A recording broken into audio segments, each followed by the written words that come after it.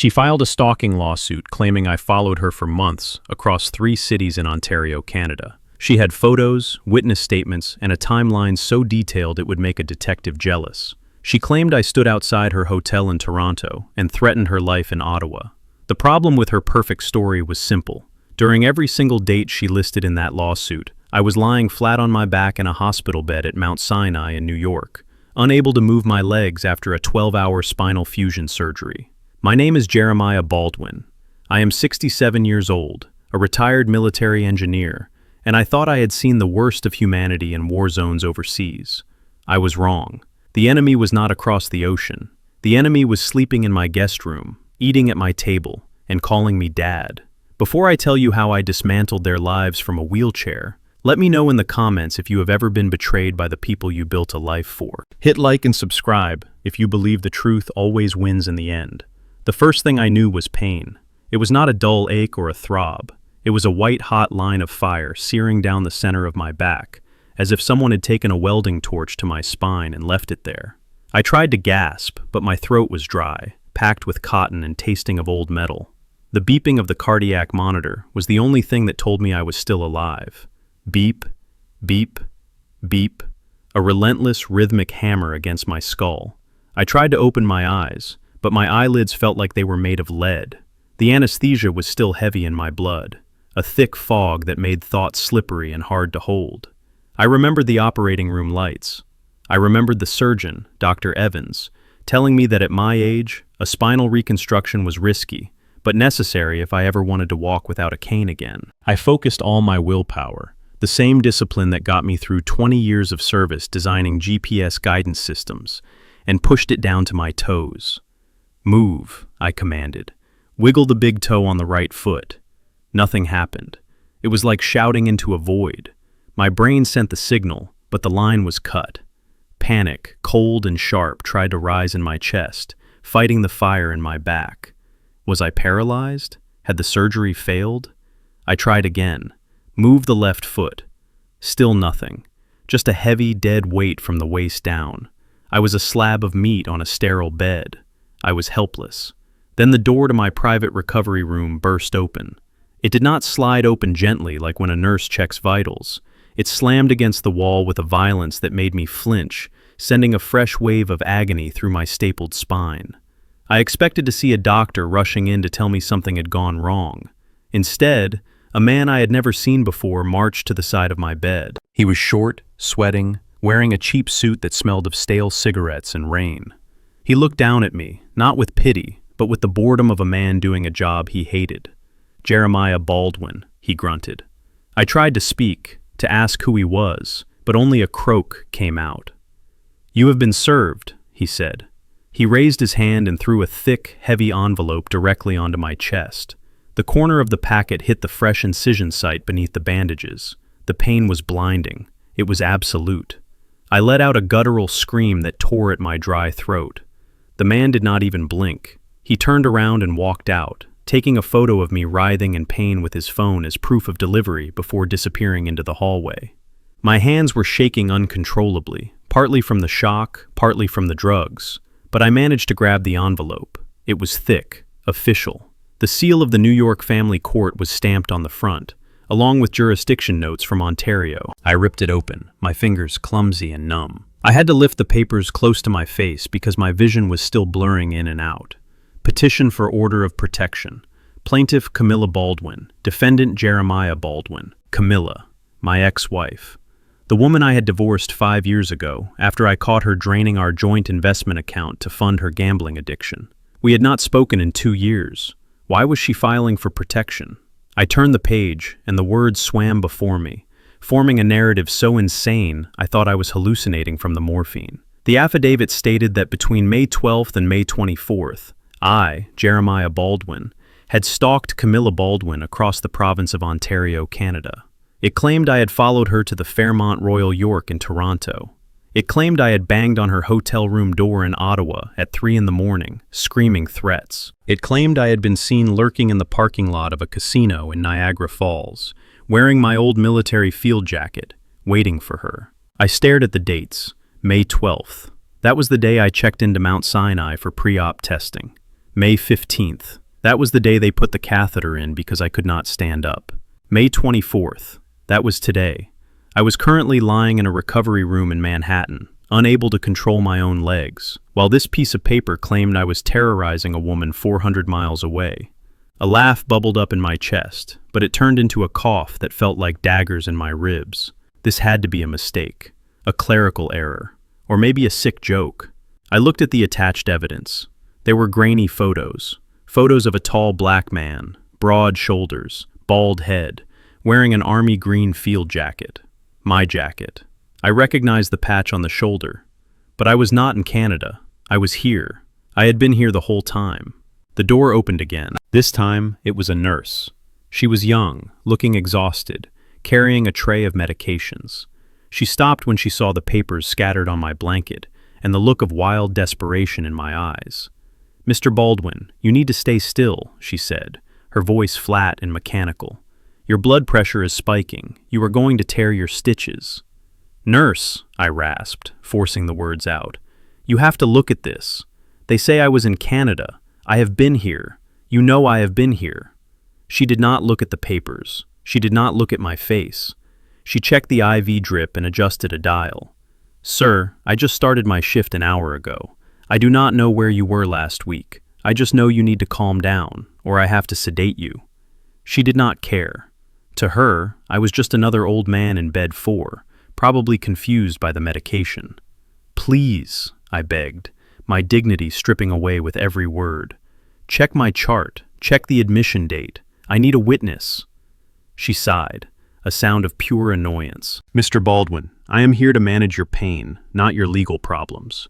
If you have issues, call your lawyer. Now, open your mouth for your meds." She shoved a pill cup toward my lips. I turned my head away. The isolation hit me harder than the paralysis.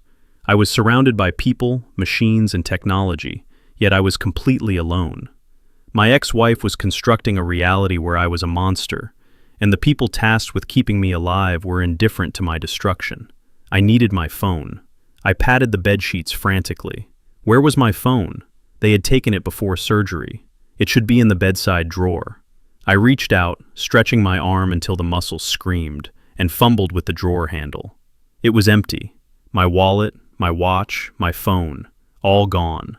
"Where are my personal effects?" I asked, my voice rising to a shout. The nurse looked at her clipboard. "Your daughter picked them up during your surgery. She said she wanted to keep them safe for you." Zoe. My daughter Zoe took my phone. A cold knot formed in my stomach, tighter and heavier than the pain in my back. Zoe knew I was in surgery. Zoe knew I was not in Canada. Why would she take my phone and leave me with nothing? Before I could process the betrayal, the door opened a third time. This time, it was not a process server or a nurse. It was the head of administration for the hospital floor, a woman in a sharp navy blazer with a face made of stone. She was not alone.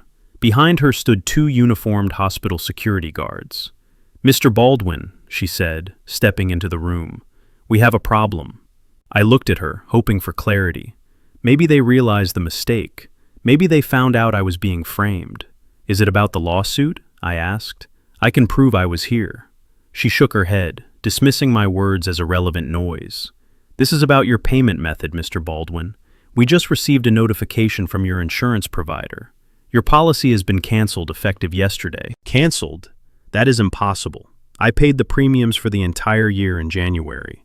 Furthermore," she continued, ignoring me, "we attempted to run the credit card you have on file for the deductible and the private room surcharge.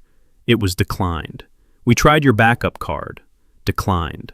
The bank has flagged your accounts for suspicious activity and frozen all assets pursuant to a court order attached to a civil litigation case in Ontario." The room began to spin. They had not just sued me, they had nuked my financial existence. "So, I cannot pay?" I whispered. "Mr. Baldwin, Mount Sinai is a private institution. This surgery and your post-operative care are estimated at $150,000. Without insurance or a valid payment method, we cannot continue your treatment." She stepped closer, her voice lowering, not out of kindness, but to deliver the final blow.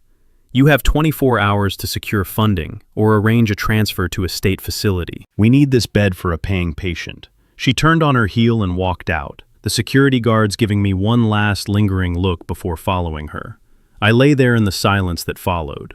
The machine kept beeping. My legs were still dead weight. My back was on fire. I had no phone.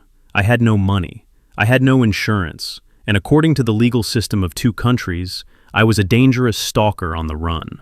I closed my eyes and saw the faces of the people I loved. Camilla, who I had supported for decades.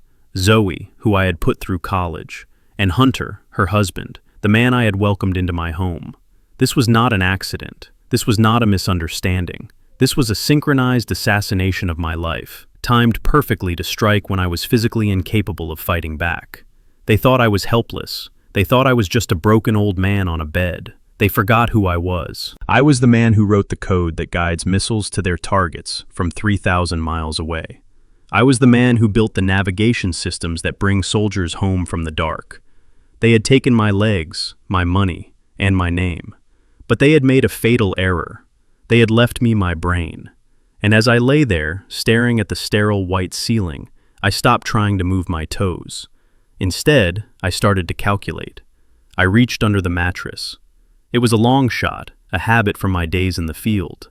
Before the surgery, when the nurses weren't looking, I had taped a burner phone, a cheap plastic flip phone I used for emergency consulting work, to the underside of the bed frame. It was a paranoid move, something Zoe always teased me about. "Dad and his spy games," she would say. I winced as I twisted my body, sweat popping out on my forehead. My fingers brushed against the plastic. It was still there. I peeled the tape off and pulled it into the sheets. I flipped it open. 12% battery, no charger, 1 bar of signal. I had 1 call. I could not call a lawyer. The accounts were frozen, and they wouldn't take a collect call from a stalker. I couldn't call the police. They were the ones looking for me. I dialed a number I hadn't used in 5 years. "Clyde," I whispered when the line clicked open. There was silence on the other end, then a gravelly voice that sounded like grinding rocks. "Gems? You sound like you're dying." "I might be," I said. "I'm at Mount Sinai, room 402. I need a extraction." "And Clyde? Bring the laptop, the one we encrypted." I hung up and hid the phone back under the mattress just as the door handle turned. It wasn't the nurse. It wasn't security. Zoe walked in. My daughter. She looked beautiful, dressed in a soft cashmere sweater, her eyes red and puffy as if she had been crying for hours.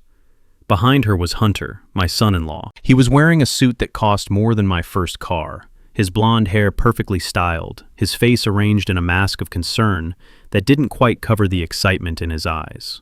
"Daddy," Zoe sobbed, rushing to the side of the bed but stopping just out of reach. "Oh my God, Daddy, why did you do it?" "Do what?" I asked, my voice cold. "Follow Mom. Hunter showed me the pictures.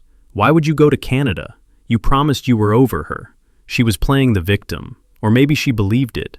With Zoe, it was always hard to tell where the naivety ended and the manipulation began.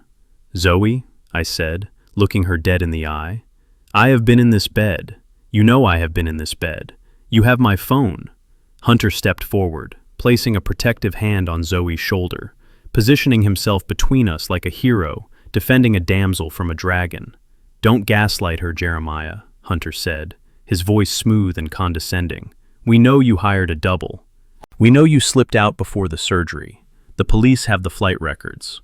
"Flight records?" I had not been on a plane in 3 years. "We are here to help you, Jeremiah," Hunter continued, reaching into his jacket pocket. He pulled out a document. It wasn't a get-well card. "Zoe is devastated. The court is going to issue an arrest warrant once you are discharged.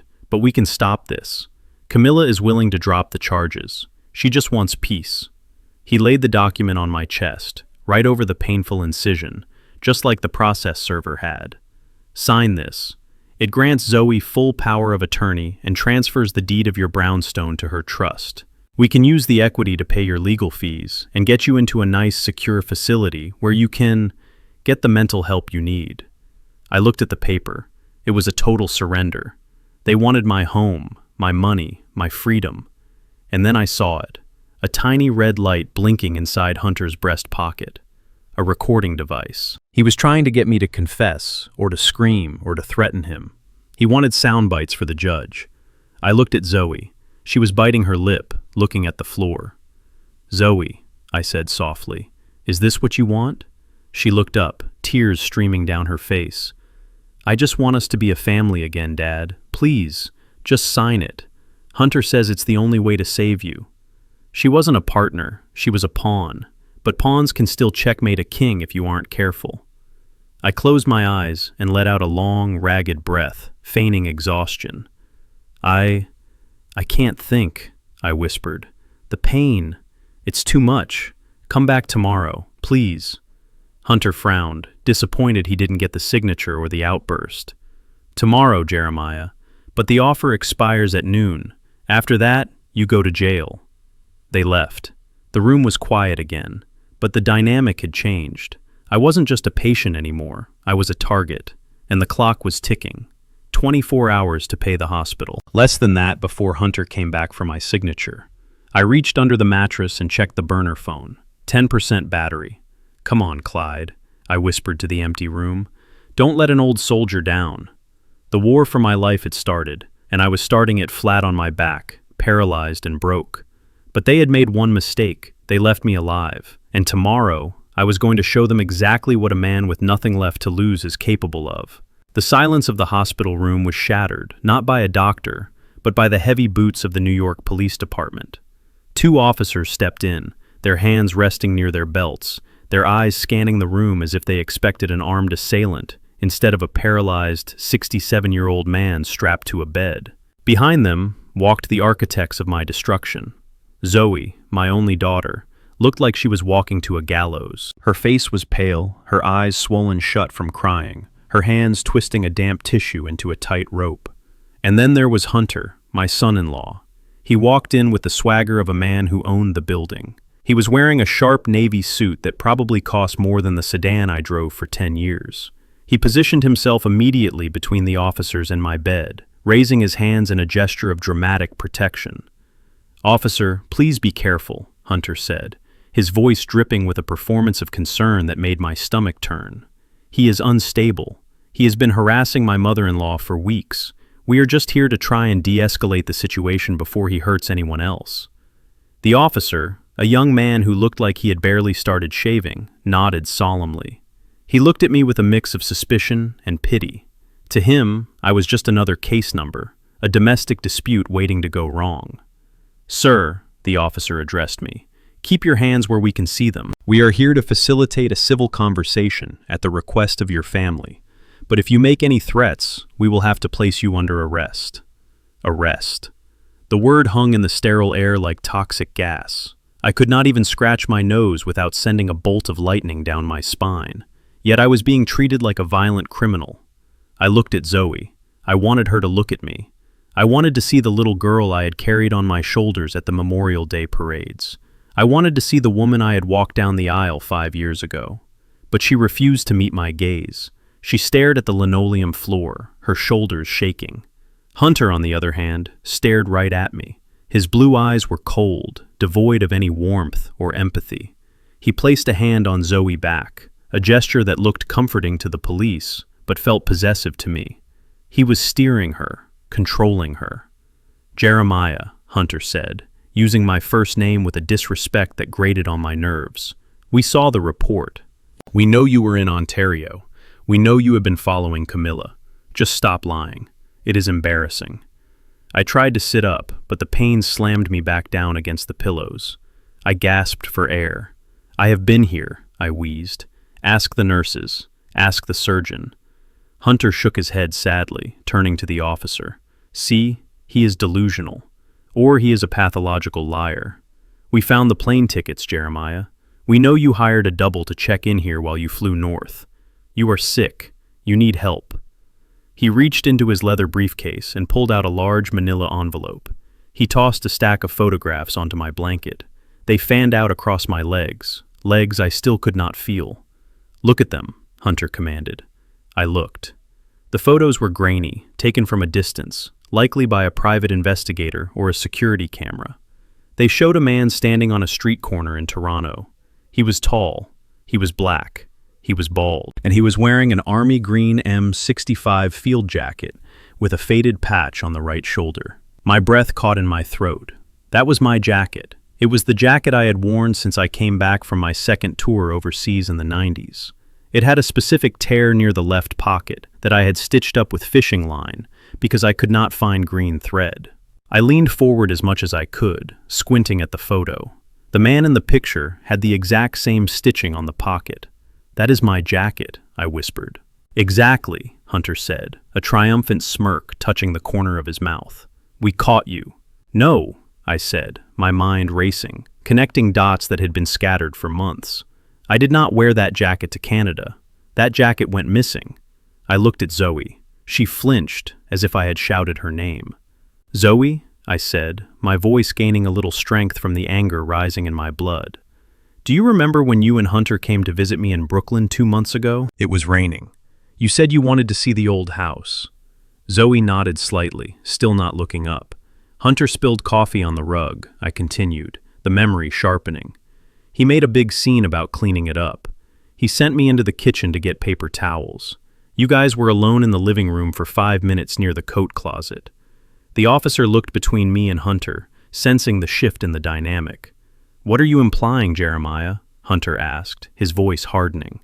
"I am implying that you stole my jacket," I spat out. "You stole my jacket so you could put it on some stranger, pay him to stand on a street corner in Toronto, and frame me for stalking a woman I haven't spoken to in years." Hunter laughed. It was a short, sharp bark of a laugh. "That is insane. Officer, do you hear this? This is exactly what we are dealing with. Paranoia, conspiracy theories. He is dangerous." Hunter stepped closer, looming over the bed. He leaned down, his voice dropping so only I could hear him over the hum of the medical equipment. "Nobody cares about your old jacket, old man. They care about the pictures, and the pictures say you are a criminal." He stepped back and nudged Zoe. "Honey, show him the papers. It is the only way to help him." Zoe stepped forward. Her hands were trembling so badly the papers she held rattled. She finally looked at me, and what I saw in her eyes broke my heart. It was fear, pure, unadulterated fear. But she wasn't afraid of me. She was afraid of him. "Daddy, please," she sobbed. Her voice was thin and fragile. "We just want you to be safe. Mom is so angry. She wants to press charges. She wants to see you in prison." She placed the document on the bedside table. It was heavy, bound in blue legal backing. "If you sign this, Hunter can fix it," she said, reciting lines that had clearly been fed to her.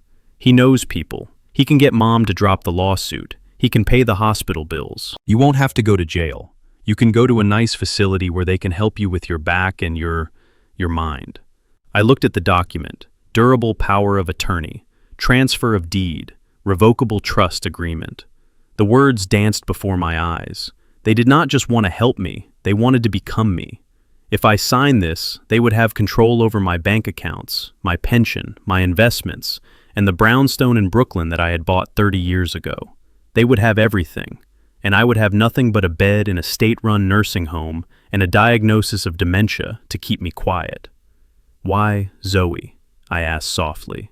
"Why are you doing this? I paid for your college. I walked you down the aisle. I held you when you cried over broken hearts. Why are you trying to bury me?" Zoe let out a sound that was half sob, half scream. She covered her face with her hands. Hunter stepped in front of her, cutting off my view of my daughter. "Because you are incompetent, Jeremiah. Look at you. You can't even wipe yourself. You are broke. Your insurance is gone. Your accounts are frozen. We are offering you a lifeboat on the Titanic, and you are complaining about the color of the paint." He picked up a pen from the table and clicked it. The sound echoed in the room like a gunshot. "Sign the papers, Jeremiah. Do it for Zoe. Do you want her to watch her father get dragged out of here in handcuffs? Do you want her to see you rot in a cell?" He held the pen out to me. The tip hovered inches from my chest. I looked at the pen. Then I looked at Hunter's jacket. It was a gray designer suit, perfectly tailored. And there, peeking out of the breast pocket, was a small, rectangular shape, a phone. And at the very top edge of the pocket, a tiny, almost invisible red light pulsed. Blink, blink, blink. He was recording me. This was not a family intervention. This was an evidence-gathering mission. He was trying to get me to scream, to threaten him, to admit to something. anything that he could play for a judge to prove I was unstable. He wanted a soundbite of the angry, violent black man to show the court why he needed to take control of my life. A cold clarity washed over me. The pain in my back seemed to distance itself. My mind, the engineer's mind that had solved impossible problems in deserts and jungles, clicked into gear. If I screamed, I lost. If I refused outright, they would keep pushing until I broke. If I signed, I died. I needed them out. Now. I let my head loll back against the pillow. I let my mouth fall open. I started to take short, shallow breaths, panting as if my lungs were failing. My chest. I gasped. I grabbed at the sheets, bunching them in my fist. I can't breathe. The officer took a step forward, his hand moving to his radio. Hunter frowned, looking annoyed rather than worried. "Stop acting, Jeremiah. It won't work." "Water," I rasped. "I need." I let my eyes roll back into my head. I let my body go limp, sliding down the mattress just a few inches, dead weight. Zoe screamed, "Daddy, Daddy." The officer shoved Hunter aside. "Step back, sir." He keyed his radio. "Central. We need a nurse in room 402. Patient is in distress. Possible cardiac event." Hunter looked at me, his eyes narrowing. He knew I was faking. But he couldn't prove it, not with the cop right there. He looked at the recording light in his pocket, then back at me. He realized he wasn't going to get his confession today. "We have to go," Hunter hissed at Zoe, grabbing her arm. "We can't be here for this. It looks bad." "But Daddy," Zoe cried, trying to reach for me. Hunter dragged her toward the door. "He is fine, Zoe. He is manipulating you. We are leaving." He looked back at me one last time as the nurses rushed in. "We will be back at noon tomorrow, Jeremiah," he called out. "Have that pen ready."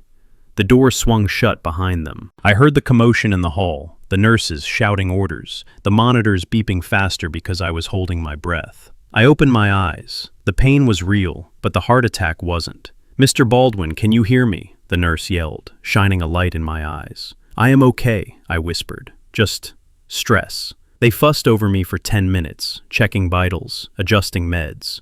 When they finally left, satisfied I wasn't dying right that second, the room fell silent again. I stared at the door. I had bought myself 12 hours, maybe less. Hunter was desperate. I saw it in the way he grabbed Zoe. I saw it in the cheap trick with the recorder. Men like that don't stop until they get what they want, or until someone stops them. I reached under the mattress and found the burner phone. My hand was shaking, but not from fear anymore. It was rage. Cold, hard rage. I looked at the photos Hunter had left on the bed. The man in my jacket, the dates, the location. He thought he was smart. He thought he had covered his tracks, but he made a mistake. He brought the evidence to an engineer. I picked up the photo of the man in Canada. I held it up to the light. It was grainy, yes, but something about the man's posture, the way he leaned on his left leg, looked familiar. I had seen that stance before. I needed my laptop. I needed Clyde. And I needed to get out of this hospital before noon tomorrow. Because if I was still in this bed when Hunter came back, I was never leaving. I dialed Clyde's number again. "Move fast, old friend," I whispered into the phone. "The wolves are at the door." The line clicked.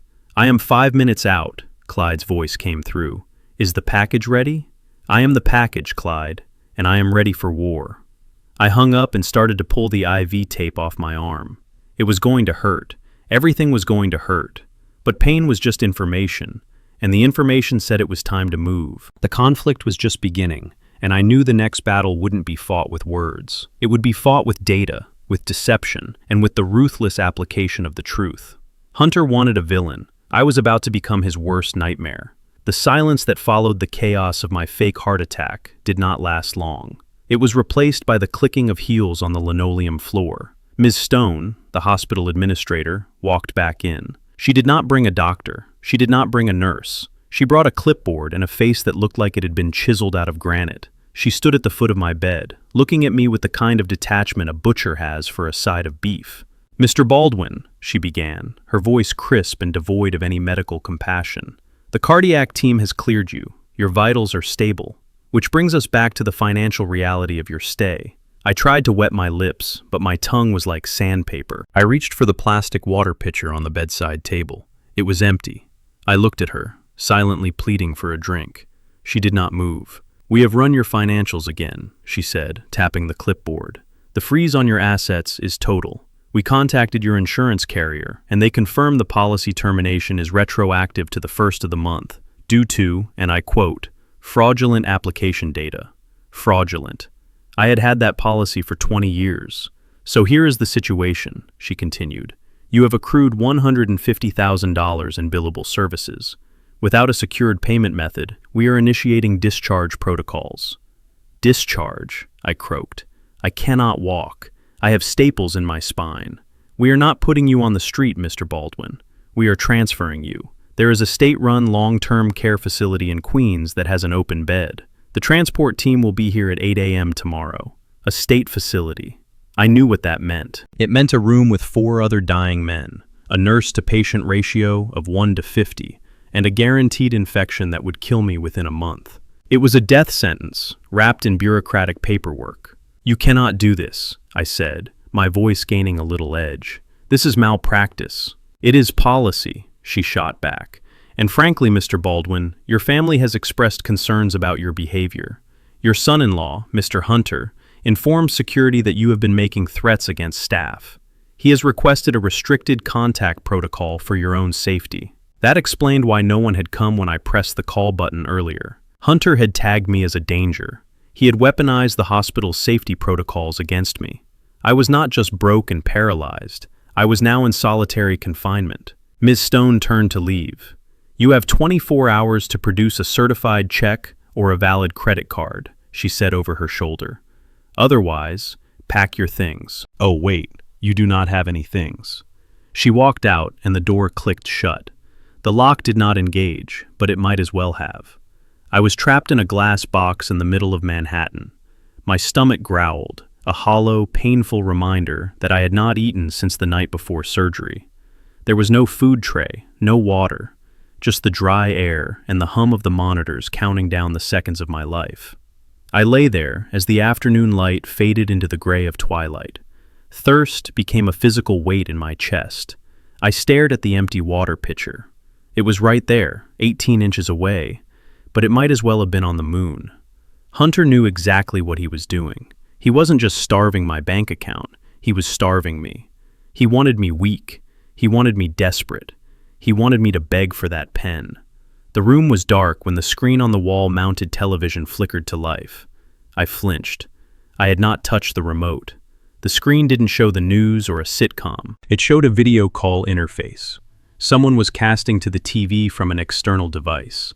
The pixels sharpened, resolving into a face I knew better than my own. Camilla, my ex-wife. She was sitting on a white lounge chair, the kind you find at 5-star resorts. Behind her, the sun was setting over a turquoise ocean, likely the Caribbean. She was wearing a silk robe that slipped off one shoulder, and in her hand she held a glass of red wine. She looked younger than her 60 years, thanks to the surgeries my pension had paid for. "Hello, Jerry," she purred, her voice filling the hospital room. "You look terrible." I stared at the screen, hate boiling in my gut. "Camilla," I rasped, "you look expensive." She laughed, a tinkling sound that used to make me smile, but now sounded like breaking glass. "I am expensive, Jerry. You know that. That is why we worked so well together. You made the money, and I spent it. It was a perfect ecosystem until you cut me off." "Why are you doing this?" I asked. "Stalking. Really. I have not left New York in 3 years." She took a sip of wine, her eyes dancing with amusement. "Oh, Jerry, nobody cares about the stalking. That is just the hook, the bait to freeze the accounts. The stalking charge gets the judge to sign the temporary restraining order. The restraining order triggers the morality clause in your insurance. It is a domino effect. Hunter is very clever, isn't he?" "Hunter is a thief," I said. "And so are you." She waved her hand dismissively, the diamonds on her wrist catching the light. "We are just taking what is owed. You are sitting on a gold mine, Jerry, and you are just letting it sit there." I knew what she meant. She wasn't talking about the savings or the house. She was talking about the key. Decades ago, when I was leading a skunkworks team for the military, I wrote a specific algorithm for signal correction in GPS satellites. It was revolutionary. It allowed for precision targeting down to the centimeter in urban environments. When I retired, I retained the patent rights for the civilian application. Every time a high-end shipping company or a private security firm uses that specific navigation protocol, I get a royalty. It is passive income. It is millions of dollars over the life of the patent. I called it the Baldwin Protocol. Camilla called it her retirement fund. I am never giving you the authorization codes, Camilla, I said, my voice hard. That tech is dangerous in the wrong hands. It is not an ATM for your gambling debts. She sighed, looking bored. You always were so self-righteous. It is for the mission, Camilla. It is for national security, Camilla. You are a retired old man with a broken back. You don't have a mission anymore. You just have an ego.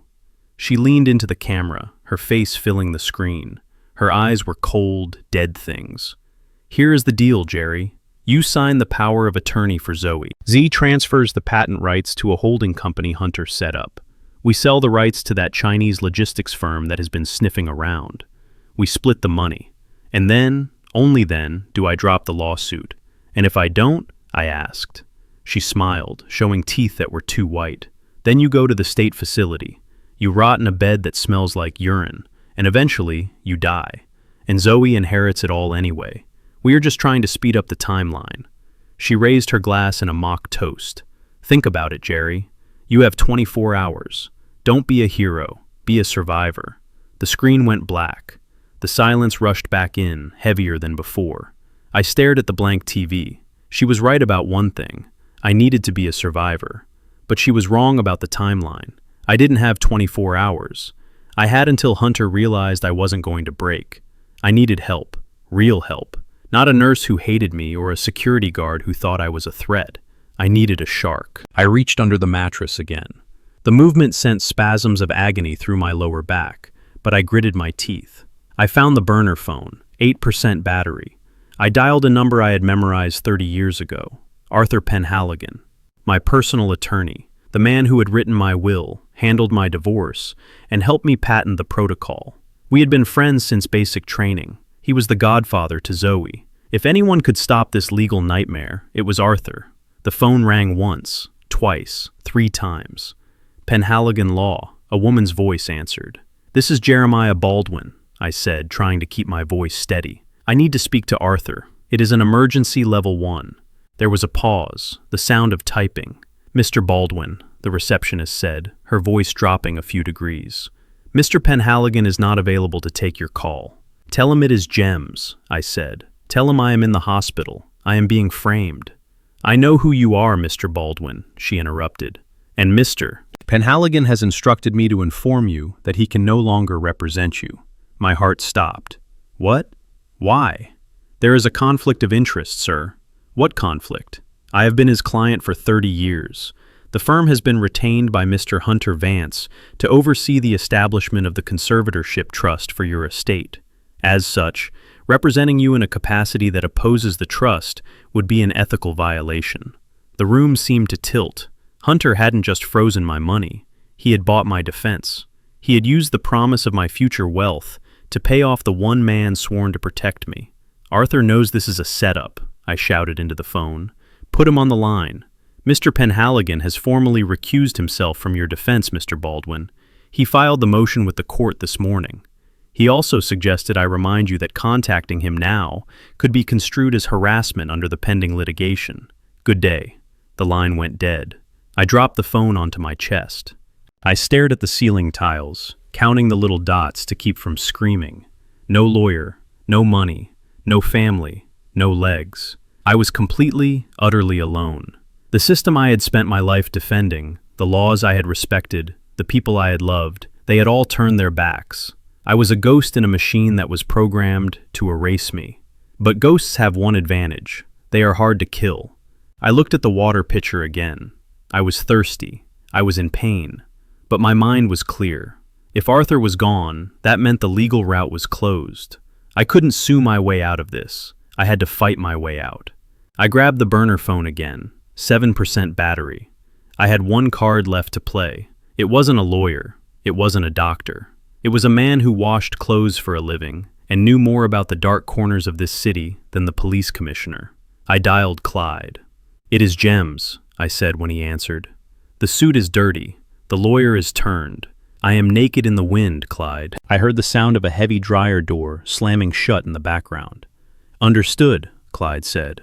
"Protocol 0, I am coming in." I hung up and hid the phone. I closed my eyes and visualized the schematic of the hospital floor I had glanced at on the evacuation map by the door. I memorized the exits. I calculated the shift changes. They wanted the algorithm key. They wanted the code. Well, they were going to get something else entirely. I wasn't just an engineer. I was a demolition expert. And if they wanted to bring my house down, I was going to make sure they were standing inside when it fell. The despair began to harden into something cold and sharp. Let them come. Let them bring their papers and their lies. I was Jeremiah Baldwin, and I was not done yet. The burner phone was dead. I pressed the power button until my thumb turned white, but the tiny screen remained a stubborn, black void. 7% battery had turned into 0% while I was planning my war. I stared at the useless piece of plastic in my hand, feeling the cold weight of despair trying to settle in my chest again. I could not let it. I was Jeremiah Baldwin. I had fixed guidance systems in the middle of sandstorms with nothing but a pocket knife and duct tape. I could fix a phone in a sterile hospital room. I looked around the room, scanning for resources. The bedside table had a lamp, the bed controls, and the vitals monitor. The monitor was hardwired into the wall, but the bed controls were connected by a thick, coiled cord. I needed a power source. I needed 5 volts. The bed motor ran on 24 volts, but the controller handset stepped it down. I gritted my teeth and leaned over the side of the bed. The pain in my lower back roared like a jet engine, a tearing sensation that made black spots dance in my vision. I ignored it. I grabbed the remote for the bed adjustment and followed the cord down to where it plugged into the frame. With trembling fingers, I unplugged it. I brought the connector up to my face. It was a proprietary pin setup, but the principles of electricity do not change. I used the metal clip on my patient ID bracelet to unscrew the casing of the remote. It popped open with a plastic snap. Inside, the wires were color-coded. Red for power, black for ground. I needed to bridge the connection to the battery terminals of the flip phone. I stripped the insulation off the wires using my teeth, tasting the bitter rubber and copper. My hands were shaking from the strain of holding my body in a twisted position, but my mind was steady. I popped the battery out of the phone. I pressed the red wire to the positive terminal and the black to the negative. "Hold it," I whispered to myself. "Just hold it." I needed to create a direct circuit without frying the battery. I counted to 10. The battery got warm against my fingertips. It was a crude, dangerous method. One slip and I could short the bed's power supply or burn my hand. But I didn't have a choice. I slotted the battery back in and pressed the power button. The screen flickered. A pixelated logo appeared. 1 bar of battery. It was enough. I dialed the number again. "Protocol 0, I whispered when the line clicked. "Room 402, South Wing. The wolves are not just at the door. They are inside the house." "Copy," Clyde's voice came back, steady as a rock. "ETA 2 minutes. Clear the tray table." The phone died again, this time for good. I shoved it back under the mattress, my heart hammering against my ribs. I lay back, gasping for air, sweat soaking through my hospital gown. I wiped my face with the sheet. I had to look composed. I had to look like a man who was defeated, not a man who was building a bomb. 3 minutes later, the door handle turned slowly. It did not bang open this time. It eased open with a soft click. A yellow caution sign was placed inside the doorway. Wet floor. A man stepped inside. He was wearing a gray jumpsuit that was 2 sizes too big, a faded blue cap pulled low over his eyes, and he was pushing a mop bucket that squeaked rhythmically. To anyone else, he was just part of the background, the invisible labor that keeps the world running. To me, he was the most dangerous man in New York. Clyde. He didn't look up. He dipped the mop into the bucket, the water sloshing gray and murky. He started mopping the floor, moving in slow, methodical arcs that brought him closer and closer to my bed. He looked older than I remembered. His beard was fully gray now, and he moved with a slight limp, a souvenir from a mission we ran in Panama 30 years ago. But his hands were steady. Those hands could strip a rifle in 10 seconds, or break a man's neck in 2. He He stopped at the foot of the bed, mopping the same spot. "You look like hell, Gems," he muttered without moving his lips. "I feel like it," I replied, keeping my voice low. "Did you bring it?" Clyde glanced at the door.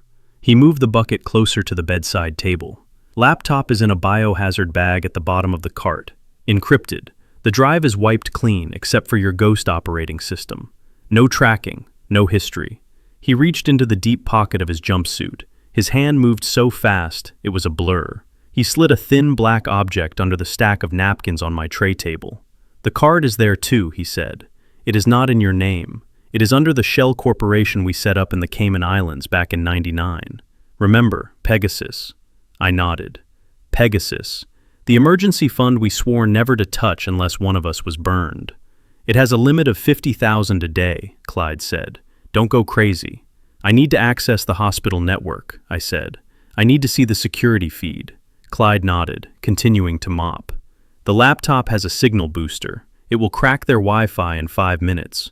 But Gems, you have bigger problems than the bill." There is a suit in the hallway, blonde hair, expensive shoes. He is talking to the floor nurse. He is paying her, Hunter. He was back early. He is coming in, Clyde hissed. "Hide the gear." I grabbed the napkins and the black card, shoving them under my pillow. Clyde kicked the biohazard bag from the bottom shelf of his cart. It slid across the floor and stopped right next to the bed where the sheets hung low. I reached down, gritting my teeth against the pain, and dragged the bag up, stuffing it under the blankets next to my paralyzed legs. It was a large lump, too large. I pulled the sheet up to my chin and arranged my arms to cover the bulge. The door swung open. Hunter walked in. He wasn't smiling this time. He looked agitated, his face flushed. He was holding a coffee cup in one hand and his phone in the other. He stopped when he saw Clyde. "Excuse me," Hunter said, his voice dripping with disdain. "Can you not do that right now? We are trying to have a private family moment here." Clyde didn't answer. He just kept mopping, moving slowly toward the door, head down. He was playing the part perfectly. The invisible servant. Hunter stepped around the wet spot on the floor, sneering at the bucket. He approached the bed. He looked at me, then at the empty water pitcher, then at the monitors. "You look comfortable, Jeremiah," he said. "Too comfortable for a man who is about to be homeless." I didn't answer. I just stared at him. "I spoke to the administrators," Hunter said, taking a sip of his coffee. "They are preparing the transfer papers. You are going to Queens, Jerry. Have you ever been to a state facility? It smells like despair." He walked around the side of the bed. He was too close. He was standing right next to where the laptop was hidden under the sheets. If he touched the bed, if he sat down, he would feel it. "I need you to sign the papers now," he said. "I don't want to wait until tomorrow. I have a dinner reservation." "I can't," I said. "My hands, they are numb." "Stop lying," he snapped. And then he did something that made the world turn red. He looked down at the side of the bed where my catheter bag was hanging. The tube ran from under the sheets, down my leg, and into the bag. It was the most humiliating part of my condition. Hunter smiled. A cruel, thin smile. "Numb, huh? Let's see if you are numb everywhere." He drew his leg back and kicked. It wasn't a tap. It was a solid, deliberate kick with the pointed toe of his Italian leather shoe, directly into the plastic bag and the tube connecting it to my body. The force of the blow jerked the tube. The sensation was immediate and blinding. It felt like a fish hook being ripped through my insides. The pain shot up from my bladder, through my groin, and exploded in my spine. I gasped, my back arching off the mattress involuntarily. A guttural sound escaped my throat, a mix of a groan and a sob. Tears sprung to my eyes instantly. Hunter watched me, his eyes cold and dead. "Oh, look at that," he said softly. "You can feel something." I squeezed my eyes shut, my hands clutching the sheets.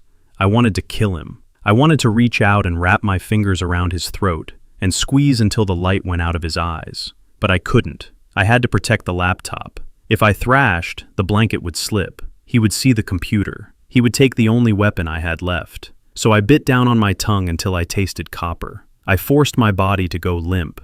I took the pain. I swallowed it. I let it burn a hole in my stomach where I would store all the hate I was building for him. "Clumsy me," Hunter said, feigning an apology. "I should watch where I step, just like you should have watched where you were going in Canada." He leaned over me, his face inches from mine. I could smell the expensive cologne masking the scent of his cruelty. Sign the papers, Jeremiah. Or the next time I trip, it might be on your breathing tube. He straightened up, adjusting his tie, feeling victorious. He turned to leave, dismissing me as a broken thing. He took a step toward the door, and that was when Clyde made his move. Clyde had been waiting by the door, the mop bucket positioned perfectly in the center of the exit path. As Hunter turned, strutting with the confidence of a predator who had just mauled its prey, Clyde pivoted. "Oops," Clyde grunted. He swung the mop handle, not at Hunter but at the bucket. The heavy yellow bucket tipped over. 3 gallons of gray, filthy, chemical-smelling mop water surged across the floor like a tidal wave. It washed over Hunter's shoes. It splashed up his tailored suit pants. It soaked into the Italian leather and the fine wool. Hunter shrieked. It was a high-pitched, undignified sound. He jumped back, slipping on the slick floor, his arms windmilling. He barely managed to stay upright, grabbing the doorframe for support. "You idiot!" Hunter screamed, looking down at his ruined shoes. "Look what you did! These are $1,200 shoes." Clyde stood there, leaning on his mop, his face a mask of dull stupidity. "Sorry, boss," Clyde drawled. "Floor is slippery. That is why I put the sign up." Hunter's face turned purple. He took a step toward Clyde, his fist clenching. He was going to hit him. He was going to strike an old janitor. "Do you know who I am?" Hunter shouted. "I will have you fired. I will have you deported." Clyde didn't flinch. He didn't back down. He just lifted his head slightly, the brim of his cap raising just enough for Hunter to see his eyes. I have seen Clyde's eyes when he is in combat mode. They are not human eyes. They are the eyes of a shark that has smelled blood in the water.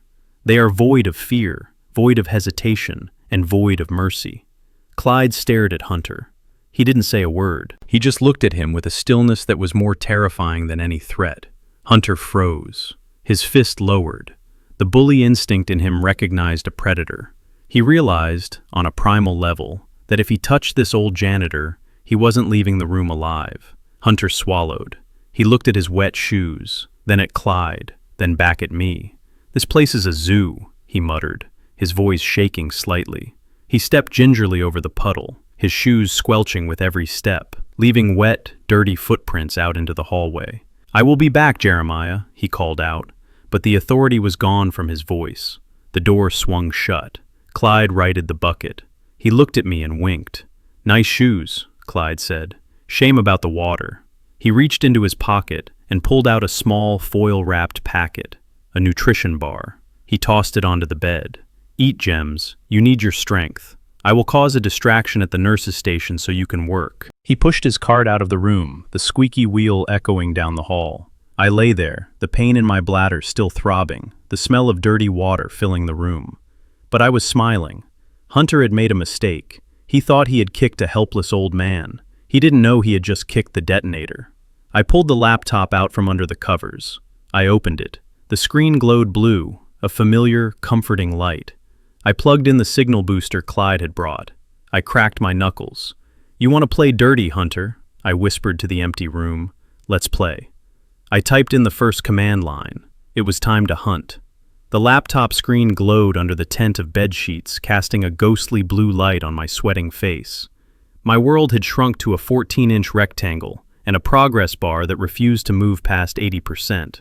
I was trying to crack the external server of the Fairmont Royal York Hotel in Toronto. It was not a fortress like the Pentagon, but for a man lying flat on his back, using a stolen Wi-Fi signal from the hospital cafeteria 3 floors down, it might as well have been Fort Knox. Pain radiated from my spine in waves, synchronized with my heartbeat. Every pulse was a hammer blow, but I pushed it aside. I had a mission. I typed command lines into the terminal window, my fingers flying across the keyboard with a muscle memory that had not faded in retirement. I needed access to their security archives from May 12th. That was the day Camilla claimed I stood outside her lobby for 6 hours threatening her. The connection sputtered. The signal strength indicator dropped to 1 bar. The hospital network was throttling the bandwidth, probably because too many nurses were streaming movies on their break. "Come on," I whispered, my throat raw. "Do not drop now." I initiated a handshake protocol, bypassing the hotel's front-end firewall. It was an old trick, exploiting a vulnerability in their guest check-in system. that I knew they had never patched. The screen flickered. A spinning wheel appeared. Connection timed out. I cursed silently. I hit refresh. I rerouted the signal through the booster Clyde had left.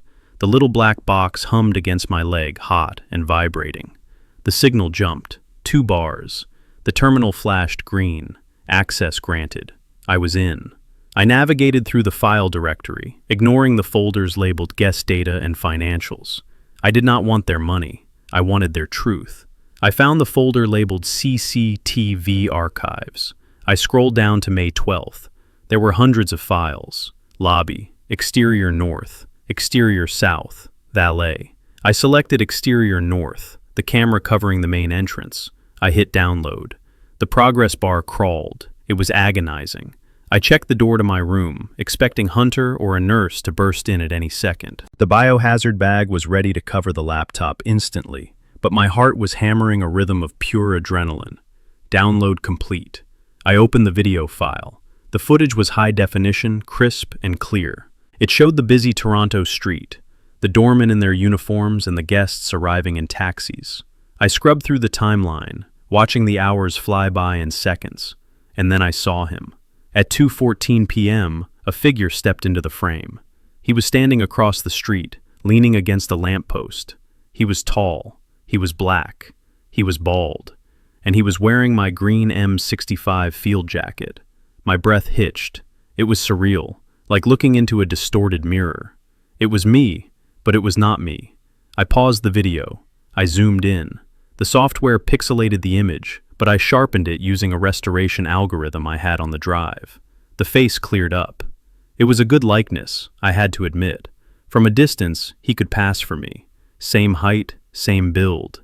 Hunter had done his homework. But Hunter was a businessman, not an engineer. He looked at the big picture. I looked at the data points. I hit play again, watching the man move. He paced back and forth, waiting for Camilla to exit the hotel. And there it was. The glitch in the matrix, the error in the code. The imposter turned to walk toward the corner, and he limped. I rewound the footage. I played it again. He stepped heavy on his right foot and dragged his left leg, slightly favoring it. A left leg limp. I looked down at my own legs, useless under the blankets. My injury, the spinal stenosis that had required this surgery, was on the right side. For 5 years, I had walked with a cane in my right hand, favoring my right leg. Anyone who knew me knew I listed to the right. This man listed to the left. It was a performance. An actor playing a role but forgetting the character's most defining physical trait. He was faking an injury, but he was faking the wrong one. I kept watching. The imposter raised his left hand to check the time. I froze the frame again. I zoomed in on his wrist. The sun caught the metal. It was a watch. A big gold gaudy watch. I snorted in disgust. I had never worn a gold watch in my life. I wore a matte black tactical Garmin. Practical, durable. But this man was wearing a gold Rolex Submariner. I recognized that watch. I had seen it flashing under the lights of my dining room chandelier during Thanksgiving dinner. I had seen it on the wrist of the man who poured wine for my daughter while plotting to steal my house. Hunter owned that watch. It was a fake, a high-quality replica he bought in Chinatown to impress his tech bro friends. I knew it was fake because the magnification on the date window was off by a millimeter. I zoomed in on the pixelated image on the screen. Even in the grainy footage, I could see the Cyclops lens over the date. It was misaligned. Hunter had given his own watch to the actor. Maybe as payment, maybe as a prop to make him look more successful. It was arrogance, pure, sloppy arrogance. He thought no one would look this close. He thought I would be too busy dying in a state facility to analyze the pixels of his crime. I saved the frame. I took a screenshot. I highlighted the left leg limp. I highlighted the fake Rolex. This was it. This was the thread that would unravel the whole sweater. But having the evidence on a laptop in a hospital bed was not enough. I needed to get this to a judge. Just as I was saving the file, the door to my room opened. I shoved the laptop under the sheet so fast I tore a stitch in my back. A sharp, wet heat spread across my lower spine. I bit my tongue to keep from screaming. It was not a nurse. It was a courier. A young kid wearing a bike helmet, holding a large red envelope. "Jeremiah Baldwin," he asked, looking at the clipboard.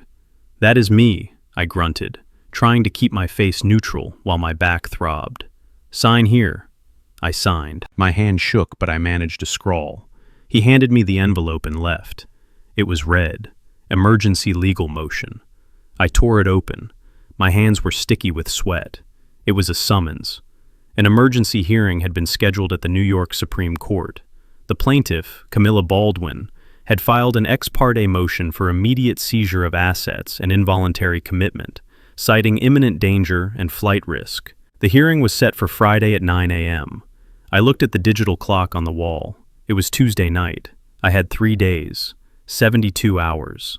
I read the fine print.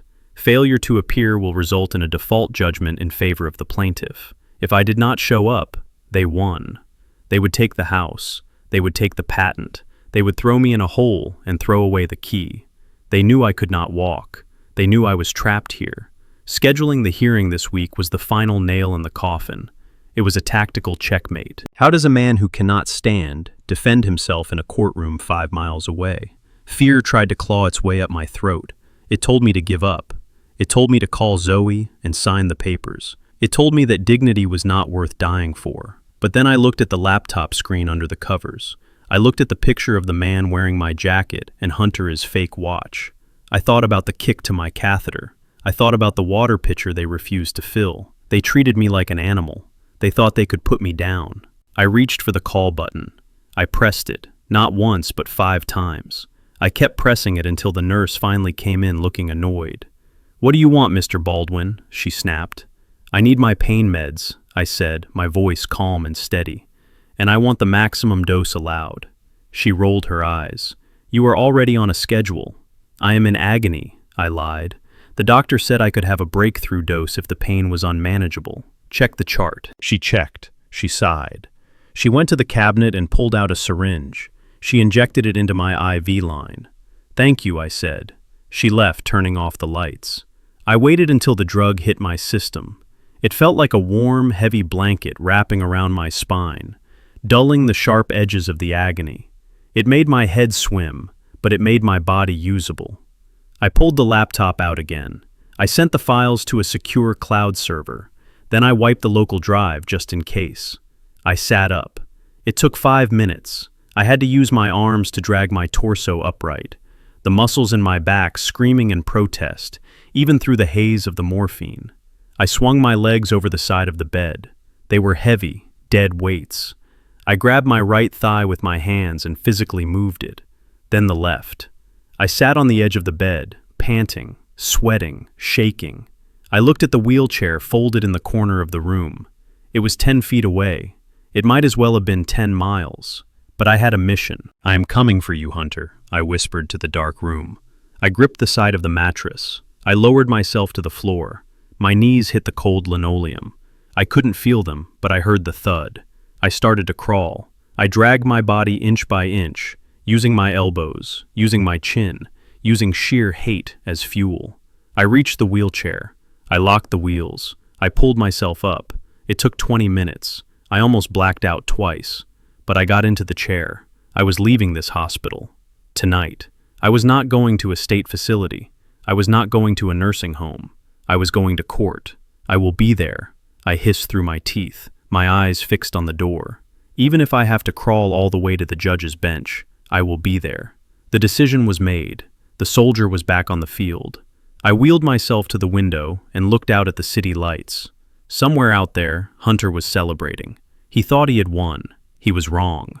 The game had just entered overtime, and I had the ball. I wheeled the chair to the door of my hospital room, my hands gripping the rubber tires until my knuckles turned white. I opened the heavy door just a crack, expecting to see a nurse or maybe an empty hallway. Instead, I saw a wall of black polyester. A man stood there, his back to me, arms crossed over a chest the size of a beer keg. He was not hospital security. He was private muscle, the kind you hire when you want someone hurt or kept quiet. Beyond him, I saw Hunter. He was speaking to the guard, handing him a thick white envelope. "Do not let him leave the room," Hunter said, his voice low and serious. "I do not care if he says he needs a scan or a priest. Unless a doctor is with him, he stays inside. And if he tries to walk, put him back in bed.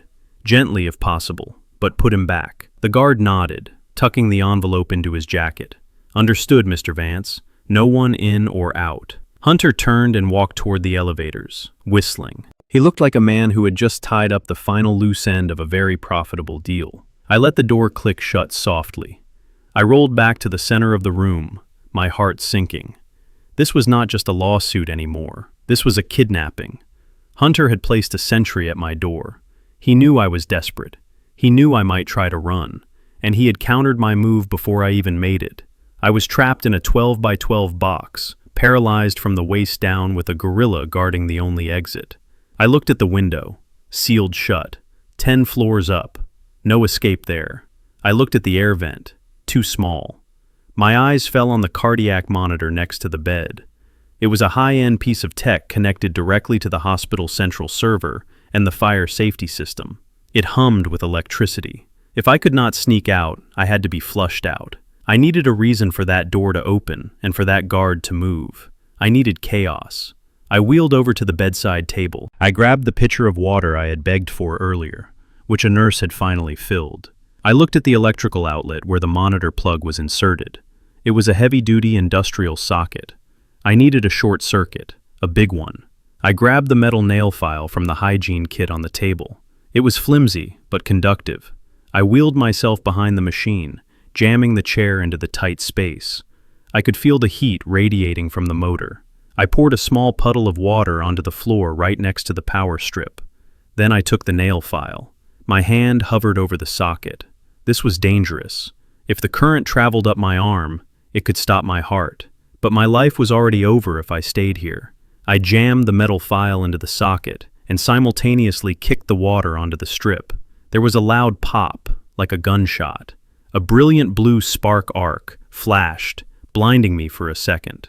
The smell of ozone and burning plastic filled the air instantly. Smoke, dark and acrid, began to billow out from the back of the monitor. The machine screamed.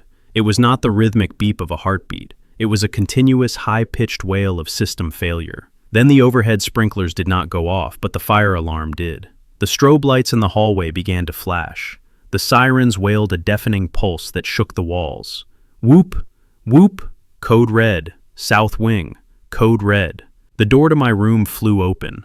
The guard rushed in, his eyes wide, scanning for an attacker. "What the hell are you doing?" he shouted, seeing the smoke rising from the machine. "Fire!" I yelled, coughing. "The machine! It exploded! Get me out!" The guard hesitated, looking at the smoke, then at me. He grabbed the radio on his shoulder. "We have a fire in 402. Repeat, fire in 402. He did not come to help me. He backed away, staying by the door, waiting for orders. He was a professional. He knew his job was containment, not rescue. But he was looking at the fire. He was not looking at the service door in the connected bathroom. The bathroom door swung open. Clyde stepped out. He was not wearing the janitor jumpsuit anymore. He was wearing scrubs and a surgical mask, pushing a large canvas laundry cart filled with dirty linens. "Move," Clyde shouted over the sirens, his voice commanding. He shoved the cart toward me. "Get in." I locked the wheelchair brakes and used my arms to hoist my body up. The pain in my back was a supernova, a blinding white agony that threatened to make me pass out. I gritted my teeth and threw myself over the edge of the canvas cart. I landed on a pile of damp, blood-stained sheets. The smell of bleach and sickness was overwhelming. Clyde threw a heavy pile of towels over me, burying me completely. I was in darkness, curled in a fetal position, my broken spine screaming. I felt the cart lurch forward. Clyde was running. "Hey, you!" the guard shouted. "Where are you taking that?" "Evacuation protocol," Clyde yelled back, not stopping. "Room is compromised, clearing the hazard." I felt the cart hit the door frame, then spin into the hallway. The noise was deafening. Sirens, shouting feet, running, gurneys, rattling. It was organized chaos. We were moving fast. The wheels of the cart rattled over the linoleum. I held my breath, trying to make myself as small as possible. "Hold the elevator," Clyde shouted. I felt the cart bump over the threshold of the elevator. The doors began to close. "Wait," a voice yelled from down the hall. It was not the guard. It was Hunter. "Hold that car," Hunter screamed. My heart hammered against my ribs. He had come back. He must have seen the smoke or heard the alarm from the lobby. I heard running footsteps, heavy and fast, slapping against the floor. "Don't let that laundry cart leave," Hunter yelled. "Closer now. Check it. Check the cart." Clyde didn't say a word. He hit the button. I heard the chime. Ding. The doors were closing. I heard Hunter's hand slap against the metal door, trying to trigger the safety sensor to reopen it. But he was too late. The doors slid shut with a heavy thud, sealing us inside. The elevator lurched downward. I let out a breath I didn't know I was holding. The darkness under the sheets felt like a coffin, but it was the safest place I had been in weeks. "We are clear," Clyde whispered. "Loading dock in 30 seconds. The ride down was smooth, but my mind was racing. Hunter knew. He had seen the cart. He knew I was gone. He would be calling the police. He would be calling his private security team to surround the building. The elevator stopped. The doors opened to the humid smell of exhaust and city rain. Clyde pushed the cart out. I heard the rumble of a heavy engine. The loading dock. He tipped the cart forward. I tumbled out, landing on a metal floor, not concrete.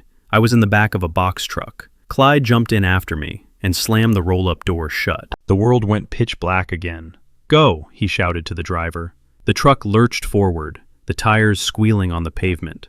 I rolled onto my back, gasping for air as the vehicle accelerated. I was lying on a pile of dirty hospital gowns, my back throbbing in time with the bumps in the road. I was in pain. I was exhausted. I was a fugitive. But as the truck hit a pothole and sent a jolt of agony through my spine, I started to laugh. It was a dry, raspy sound, but it was real. I was free. I pulled the sheet off my face and stared into the darkness of the truck. "You missed Hunter," I whispered. "You took your shot, and you missed. Now it is my turn." The basement of Clyde Laundromat smelled of industrial detergent and old concrete. It was a damp, musty bunker, lit only by the blue glow of my laptop screen and a single flickering bulb overhead. I sat in a folding chair Clyde had rigged with foam pads to support my back. But the pain was still there, a constant dull roar at the base of my spine. I ignored it. I had a different kind of surgery to perform tonight. I was dissecting my daughter. Life. Getting into Zoe's digital footprint was pathetically easy.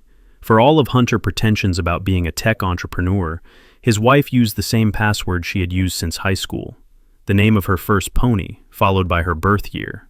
I typed it in, and the digital gates swung open.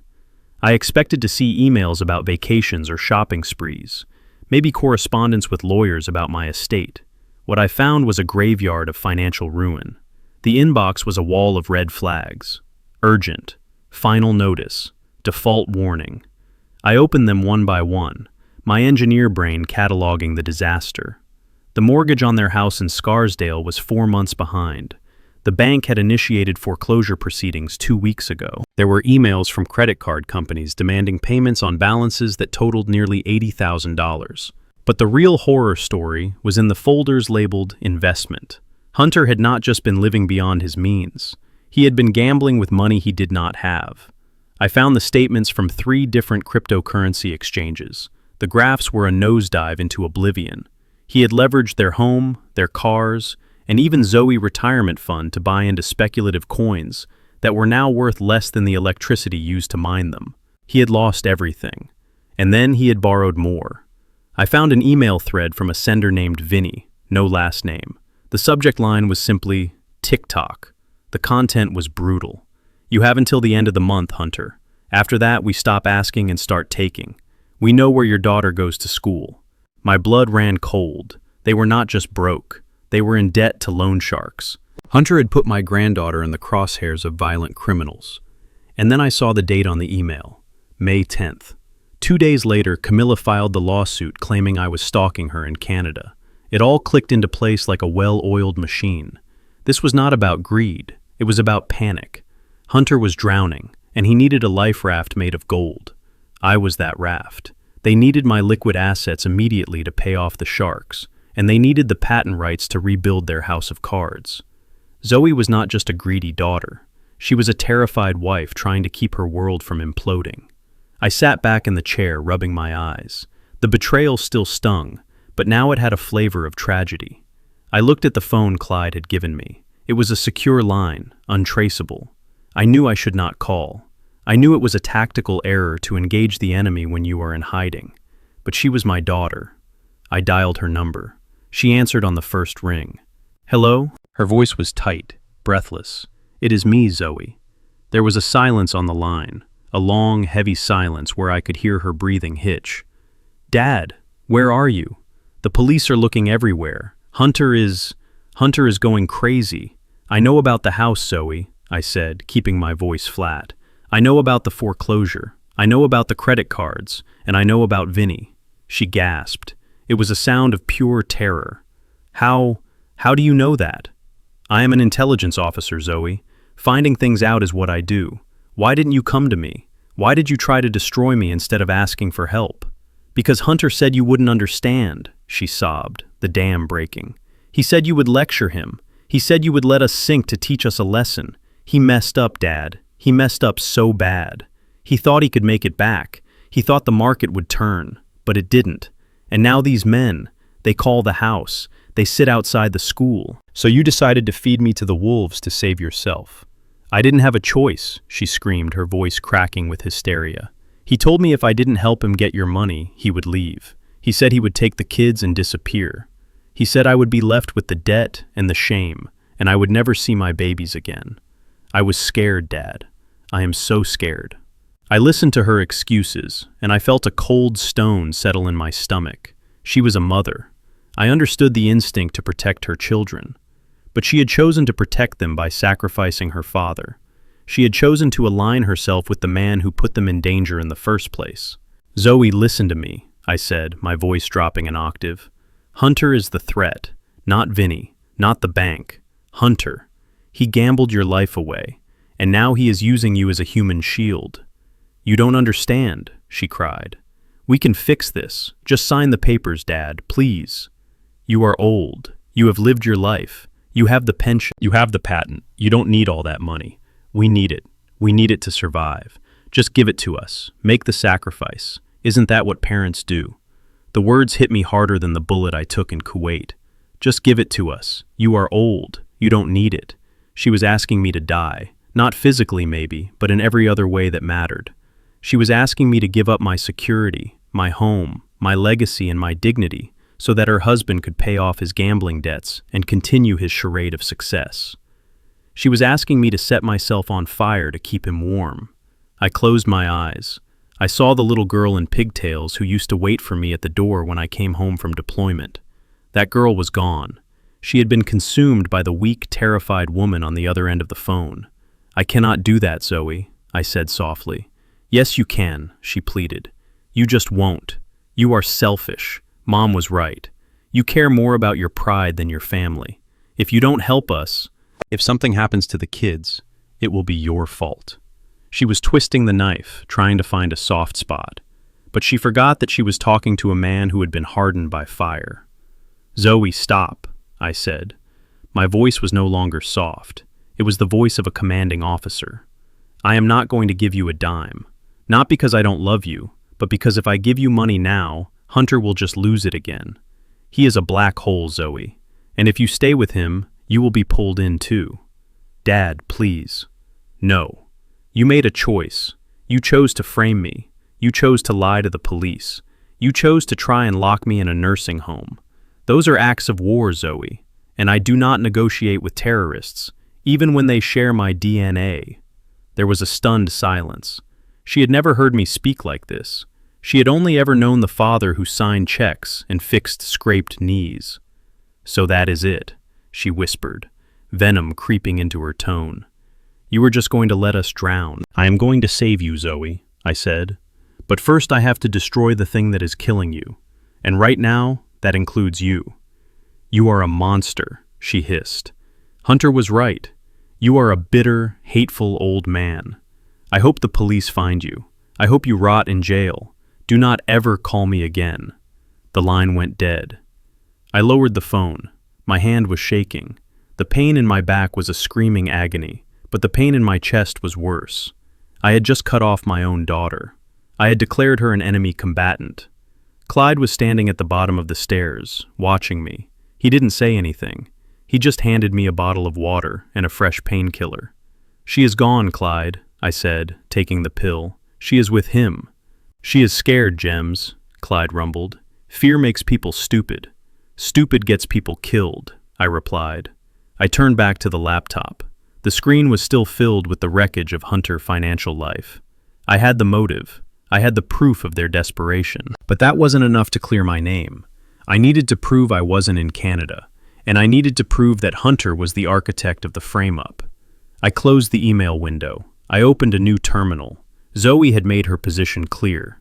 She was standing on the deck of the Titanic, demanding I patch the hole with my own body. I wasn't going to do that.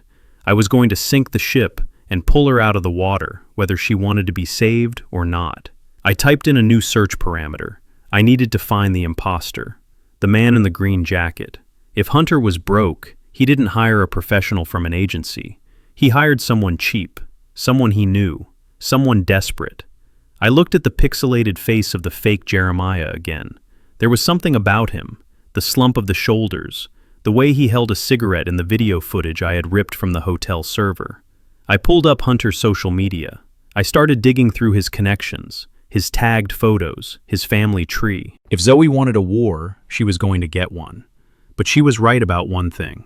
I was an old man, and old men do not have time for games. I hit enter. The search began. The bridge was burned. Now I had to win the battle on the other side. The basement air was damp and heavy, smelling of old detergent and the metallic tang of heated electronics. My back was a solid block of agony, the painkillers Clyde had given me barely taking the edge off the screaming nerves in my spine. But I could not stop. I sat in the makeshift command center Clyde had built out of milk crates and plywood, my eyes locked on the laptop screen. The glow was the only light in the room, reflecting off the sheen of sweat on my forehead. I was hunting. I needed to find Camilla, not the woman in the affidavit who claimed she was trembling in fear behind a hotel door, but the real Camilla, the one who had divorced me because I refused to let her gamble away my pension. The affidavit claimed I had followed her rental car, a white Mercedes SUV, from Toronto to Ottawa. She had included the license plate number in the police report, a detail meant to add credibility to her story. It was a fatal mistake. I pulled up a terminal window. I did not need to hack the police database. I needed to hack the rental car company. Most luxury rentals come equipped with advanced telematics systems, real-time GPS tracking for theft recovery and mileage logging. These systems are often secured with default passwords that fleet managers never bother to change. I typed in the VIN number listed on the police report.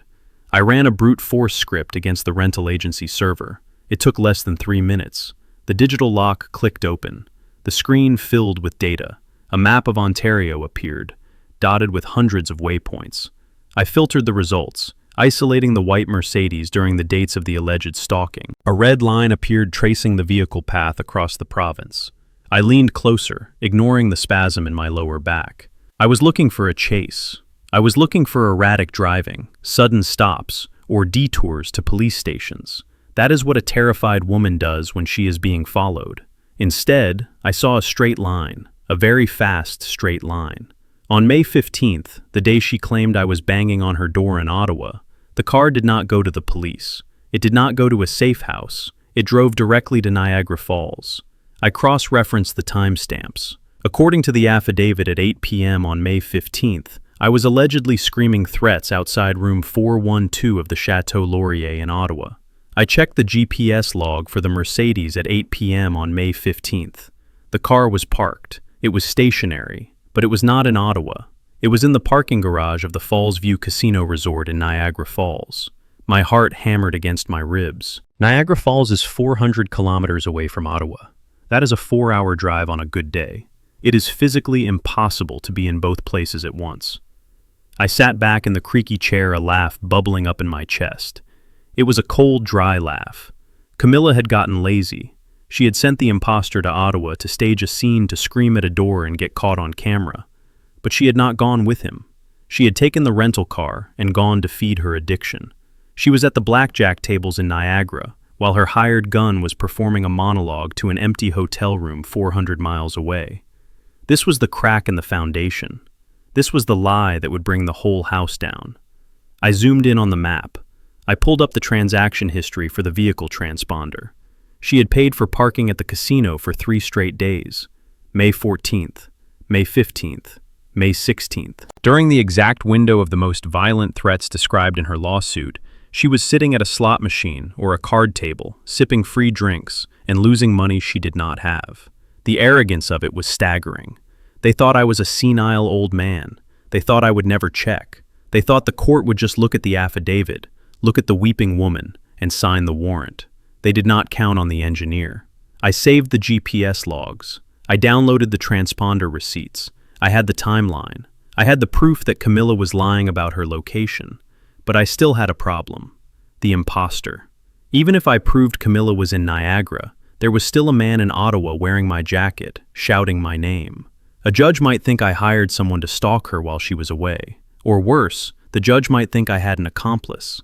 I needed to prove that the man in the jacket was not me, and not working for me. I needed to prove he belonged to Hunter. I closed the map and opened the folder containing the security footage I had ripped from the Fairmont Hotel in Toronto. This was from earlier in the week, before the Ottawa incident. The video showed the imposter standing outside waiting. I had already noticed the limp. I had noticed the fake Rolex, but I needed a face. The direct shots were useless. He kept his head down, pulling the collar of my M65 field jacket up to cover his chin. He wore a baseball cap pulled low. He knew where the cameras were. He was careful. But physics is a stubborn thing. Light travels in straight lines until it hits a surface. I scrubbed through the video, frame by frame. I watched the imposter pace back and forth. He stopped to light a cigarette. He turned toward the revolving glass doors of the hotel entrance. I paused. The hotel doors were made of polished brass and glass, highly reflective. As the imposter turned, the streetlights hit his face. The camera did not catch his face directly, but it caught the reflection in the brass panel of the doorframe. It was distorted, warped by the curve of the metal, a smear of pixelated skin tone and shadow. To the naked eye, it was nothing. To image processing software, it was raw data. I initiated a reconstruction algorithm. I isolated the reflection. I inverted the image. I adjusted the contrast, pulling the shadows back. I corrected for the curvature of the brass. The progress bar crawled across the screen. 10%, 40%, 90%. The image resolved. It was not a high-definition portrait. It was ghostly and gray, like a charcoal sketch. But the features were there. A heavy jaw, deep-set eyes, a nose that had been broken at least once, and a distinct scar running through the left eyebrow. I knew that face. I closed my eyes, searching my memory. I had seen him before. Not recently, years ago, at a wedding. Zoe wedding. He was the drunk uncle, the one Hunter had tried to hide at the back table near the kitchen, the one who had spilled red wine on the bride dress and been escorted out by security before the cake was cut. Frank. That was his name. Frank Miller, Hunter's stepfather. I opened a new browser window. I searched for Frank Miller. It was a common name, but I added key words. Actor, New York, arrest record. The results poured in. Frank Miller, former commercial actor, minor roles in soap operas in the 90s, and a long list of DUIs and petty fraud charges. He was a washed-up alcoholic who lived in a rent-controlled apartment in Queens. I pulled up his mugshot from an arrest 2 years ago. I placed it side by side with the reconstructed reflection. The jaw, the nose, the scar through the eyebrow. It was a match. I leaned forward, the pain in my back momentarily forgotten. Hunter had not hired a professional. He was broke. He could not afford a professional, so he hired family. He hired his desperate alcoholic stepfather, who probably did it for a few $1,000s and a bottle of scotch. He gave Frank my jacket. He gave Frank his fake Rolex to make him look like me, to sell the image of a successful man fallen from grace. It was sloppy, it was desperate, and it was perfect. I looked at the screen at the face of the man who had stolen my identity. "Got you," I whispered. I had the GPS data proving Camilla was in a casino. I had the identity of the stalker linking him directly to Hunter. I had the motive. I had the timeline. I checked the clock on the laptop. It was 3 a.m. on Wednesday. The hearing was Friday morning. I had 48 hours to turn this data into a weapon that Sarah O'Malley could use in court. I picked up the secure phone Clyde had left me. I dialed his extension upstairs. "Clyde," I said when he answered, "I need you to print something. High resolution, large format." "What do you have, Gems?" Clyde asked, his voice thick with sleep. "I have the smoking gun," I said, "and I have the bullets. We are going to need a bigger printer." I hung up. I looked at the map of Ontario one last time. The red line of the Mercedes looked like a vein, a lifeline that Camilla had unknowingly cut. She thought she was clever hiding in a casino while her puppet danced in Ottawa. She thought she was playing the system. She forgot that systems are built on logic, and logic does not forgive variables that do not add up. I closed the laptop. The darkness of the basement rushed back in. I was in pain. I was tired. I was a fugitive living underground. But for the first time since I woke up in that hospital bed, I felt something other than rage. I felt anticipation. I was going to court, and I was going to bring Frank Miller and the Falls View Casino with me. Hunter wanted a show. I was going to give him a blockbuster. Friday morning at the New York Supreme Court felt less like a hall of justice and more like a coliseum where the lions were already licking their chops. I rolled into the courtroom on the wheelchair Clyde had stolen from the hospital loading dock. I looked exactly like what I was, a fugitive invalid. My hospital gown was tucked into a pair of oversized sweatpants Clyde had found in a dryer. My face was unshaven, covered in 3 days of gray stubble. My eyes were sunken dark hollows of exhaustion. I smelled of stale coffee and basement dampness. When the bailiff opened the double doors, the murmur of the crowd hit me like a physical wave. The gallery was packed. Hunter had done his job well. He had leaked the story to the tabloids. The headline was probably something like, "War hero turned stalker terrorizes ex-wife." I saw faces turn. I saw the disgust. I heard the whispers. "Look at him, acting like a cripple. He probably ran here and sat in the chair outside.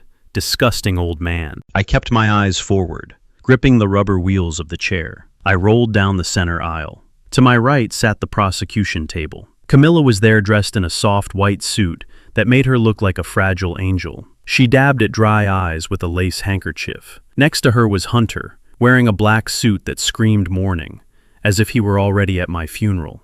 He looked at me and winked, a slow, deliberate wink that said, "You are dead." I reached the defense table. It was empty. My expensive lawyer, Arthur Penhaligon, was gone, bought and paid for by the enemy. I was alone, or so I thought. The side door banged open with a force that made the stenographer jump. A woman marched in. She was short, barely 5 feet tall, with a nest of fiery red hair that looked like it had been styled with a leaf blower. She was carrying 3 oversized leather satchels and a travel mug of coffee. She slammed the bags onto the defense table. "Sorry I am late, Your Honor," she announced in a voice that sounded like gravel in a blender.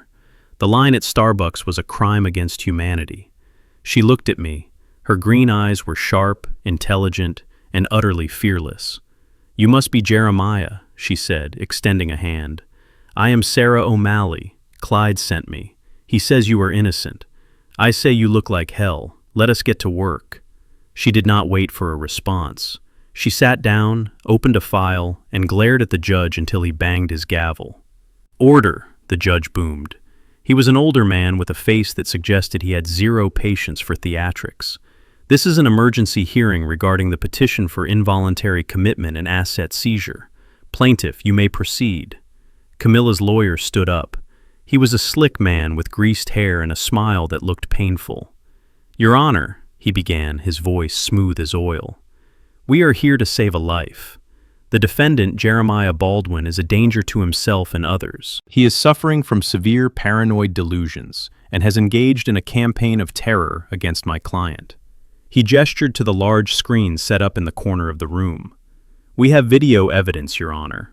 This footage was taken on May 15th at the Chateau Laurier in Ottawa." He pressed a button. The screen flickered to life. The video played. It showed a hotel hallway. A man wearing my green army jacket was pounding on a room door. He was screaming, "Camilla, I know you are in there. Open the door or I will kick it down." The audio was clear. The voice sounded like mine, rough and angry. The man kicked the door hard enough to shake the frame. He paced back and forth, his movements jerky and violent. I watched the screen, my hands tightening on the armrests. It was Frank Miller, Hunter's stepfather. He was good. He was selling the rage. He was selling the madness. Hunter leaned forward in his chair, watching the judge face. He was smiling. It was the smile of a man who just laid down a royal flush. Camilla let out a small, terrified sob. She buried her face in her hands. The judge watched the video, his expression hardening. He looked from the screen to me. I could see the judgment forming in his eyes. He saw a violent man. He saw a stalker. He did not see a victim. The video ended. The lawyer turned off the screen. As you can see, Your Honor, the defendant is physically capable of extreme violence. He traveled hundreds of miles to harass a woman he has not seen in years. We ask that the court grant the conservatorship immediately to ensure he receives the psychiatric help he clearly needs. The judge nodded slowly. He looked at Sarah. Defense, do you have anything to say before I rule? Sarah O'Malley stood up. She did not look at her notes. She did not look at the judge. She looked at Camilla. She walked out from behind the table, moving with the predatory grace of a badger entering a chicken coop. Mrs. Baldwin, Sarah said, her voice deceptively sweet. That was a terrifying video. You must have been so scared. I was terrified, Camilla whispered, looking at the judge for sympathy. I thought he was going to kill me. And he was chasing you, Sarah asked. The affidavit says he followed you from Toronto. Yes, Camilla said, gaining confidence. He was relentless. Everywhere I went, he was there. And on the day of the video, May 15th, you say he chased you down the hallway before you managed to lock the door. Yes, Camilla nodded vigorously. He ran after me. He was screaming. I barely got the key card to work in time. He ran, Sarah repeated. You are sure? He ran. He was not using a cane. He was not in a wheelchair. He was sprinting. Yes, Camilla said, annoyed now. He ran. He is very fast when he is angry. He is a monster, Sarah smiled. It was not a nice smile. It was the smile of a butcher who just sharpened her favorite knife. She turned to the judge. Your Honor, I would like to submit into evidence Defense Exhibit A. She pulled a thick file from her bag and slapped it onto the judge bench. These are the certified medical logs from the surgical unit at Mount Sinai Hospital in New York City. They are time-stamped and signed by the chief of neurosurgery, Dr. Evans. She turned back to Camilla, pointing a finger like a weapon. You claim that on May 15th at 8 p.m., my client was running down a hallway in Ottawa, Canada. Camilla hesitated, sensing the trap, but unable to see the teeth yet. Yes, that is what I saw. Sarah opened her own copy of the file. She read aloud, her voice ringing off the mahogany walls. According to this surgical log, on May 15th at 8 p.m., Jeremiah Baldwin was in the post-operative recovery unit. At that exact moment, he was being prepped for a catheterization because his bladder had failed due to spinal shock. The courtroom went dead silent. Hunter's smile vanished. Sarah continued, her voice rising. The record states that Mr. Baldwin had zero motor function below the waist. He was under the influence of heavy sedation. And most importantly, Mrs. Baldwin, he had a 14 French rubber tube inserted into his urethra to drain his urine because he could not stand up, let alone run. She slammed the file shut. The sound echoed like a gunshot. So unless my client has discovered the secret to teleportation and miraculous instant healing, the man in that video is not Jeremiah Baldwin. And you, Mrs. Baldwin, are a liar. The gallery erupted. The whispers turned into shouts. He was paralyzed. She lied. It is a setup. The judge banged his gavel furiously. Order! Order in this court! Hunter jumped up, his face purple. Objection! This is a trick. He forged those records. He is a hacker. Sarah spun on him. Sit down, Mr. Vance, before I ask the bailiff to tase you. These records were subpoenaed directly from the hospital server this morning by a court courier. They are untouchable. She turned back to the judge. Your Honor, this entire case is built on a physical impossibility. My client was lying in a hospital bed in Manhattan, with tubes coming out of his body, while this woman claims he was running a marathon in Ontario. The plaintiff has committed perjury. The affidavit is a fabrication. And we move for immediate dismissal with prejudice. Camilla looked at Hunter, panic wide in her eyes. I might have been confused about the dates, she stammered. It was traumatic. You were not confused about the running, Sarah snapped. You were very specific about the running. You wanted to make him look dangerous. Instead, you proved he wasn't there. The judge looked at the medical file. He looked at Camilla. The disgust that had been directed at me shifted instantly. It landed squarely on the woman in the white suit. Mr. Sterling, the judge said to Camilla, lawyer, his voice icy, you better have a very good explanation for this discrepancy, or I am going to hold you in contempt along with your client. I sat in my wheelchair, my hands trembling, not from fear, but from the adrenaline of the kill. I looked at Hunter. He was staring at the table, his hands clenched into fists. He knew. He knew the first domino had just fallen, and I was just getting started. The courtroom erupted into chaos the moment Sarah slammed the medical file onto the judge bench. The gallery buzzed with the sound of 50 people whispering at once. I sat in my stolen wheelchair, my hands trembling, not from fear, but from the sheer adrenaline of watching the first blow land. Camilla looked like she was about to faint, her face pale beneath the layers of expensive makeup. But Hunter did not faint. Hunter did not cower. Hunter Vance was a narcissist, and when a narcissist is cornered, they do not surrender. They attack. He stood up so fast his chair screeched against the floorboards, echoing like a scream. He ignored his lawyer. He ignored the judge's orders for silence. He pointed a shaking finger directly at me, his face twisted into a mask of pure, unadulterated hatred. "This is a lie," he shouted, his voice booming over the gavel. "Your Honor, this man is a former intelligence officer. He spent 20 years building systems designed to deceive foreign governments. Do you really think he could not fake a hospital log?" The judge banged the gavel again, his face turning red. "Sit down, Mr. Vance, or I will have you removed." "I will not sit down," Hunter roared. "Justice is being mocked here. We have witnesses who saw him in Canada. We have photos. If that man in the wheelchair is Jeremiah Baldwin, then the man in Ottawa was his twin. Or maybe it was a body double. Did you think of that? He has millions of dollars stashed away. He hired a professional look-alike to terrorize my wife while he established an alibi in a hospital bed. It is the oldest trick in the book," the gallery gasped. It was an insane theory, a desperate fabrication. But Hunter sold it with the conviction of a man who believed his own lies.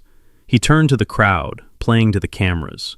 "Look at him," Hunter sneered, gesturing at my broken body. "He claims he is paralyzed. He claims he cannot walk. But he managed to escape that hospital, didn't he? He managed to evade my private security. He managed to get here today. Does that look like a cripple to you? Or does that look like a trained operative playing a role?" "He is faking it," Hunter screamed, turning back to the judge. "He is faking the paralysis. He is faking the pain. He probably walked into this building and sat in that chair 5 minutes ago, just to make you feel sorry for him. I demand he stand up. Stand up, Jeremiah. Show them you are a fraud." My lawyer, Sarah, jumped to her feet, objecting so loud it rattled the windows. But the damage was done. Hunter had planted the seed of doubt. The judge looked at me. He looked at my legs, covered by the baggy sweatpants. He looked at the medical file, and then back at the screaming man in the black suit. The judge was a man of law, but he was also human, and humans are easily swayed by confidence. "Mr. Vance, sit down immediately," the judge ordered, his voice icy. However, given the extreme discrepancies between the plaintiff testimony and the defense evidence, the court requires absolute certainty before ruling on the motion to dismiss.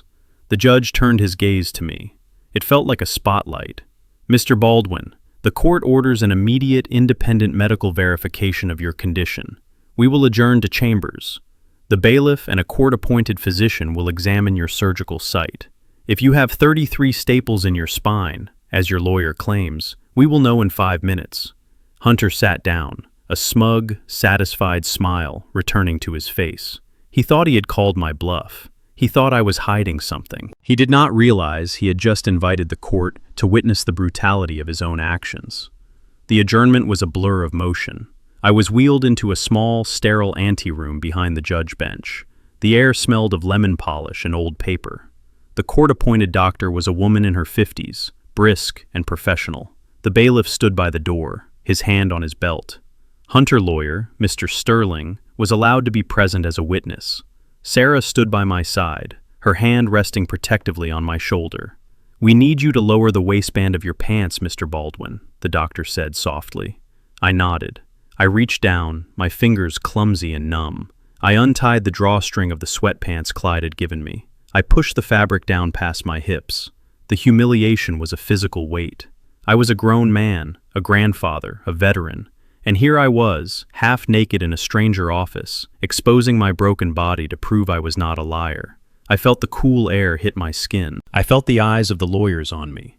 The doctor gasped softly. Even Mr. Sterling, the opposing counsel, flinched and looked away. The incision ran from the middle of my back down to my tailbone. It was angry and red. the flesh swollen and bruised purple and black. A long line of silver surgical staples held the skin together, looking like a zipper made of metal teeth.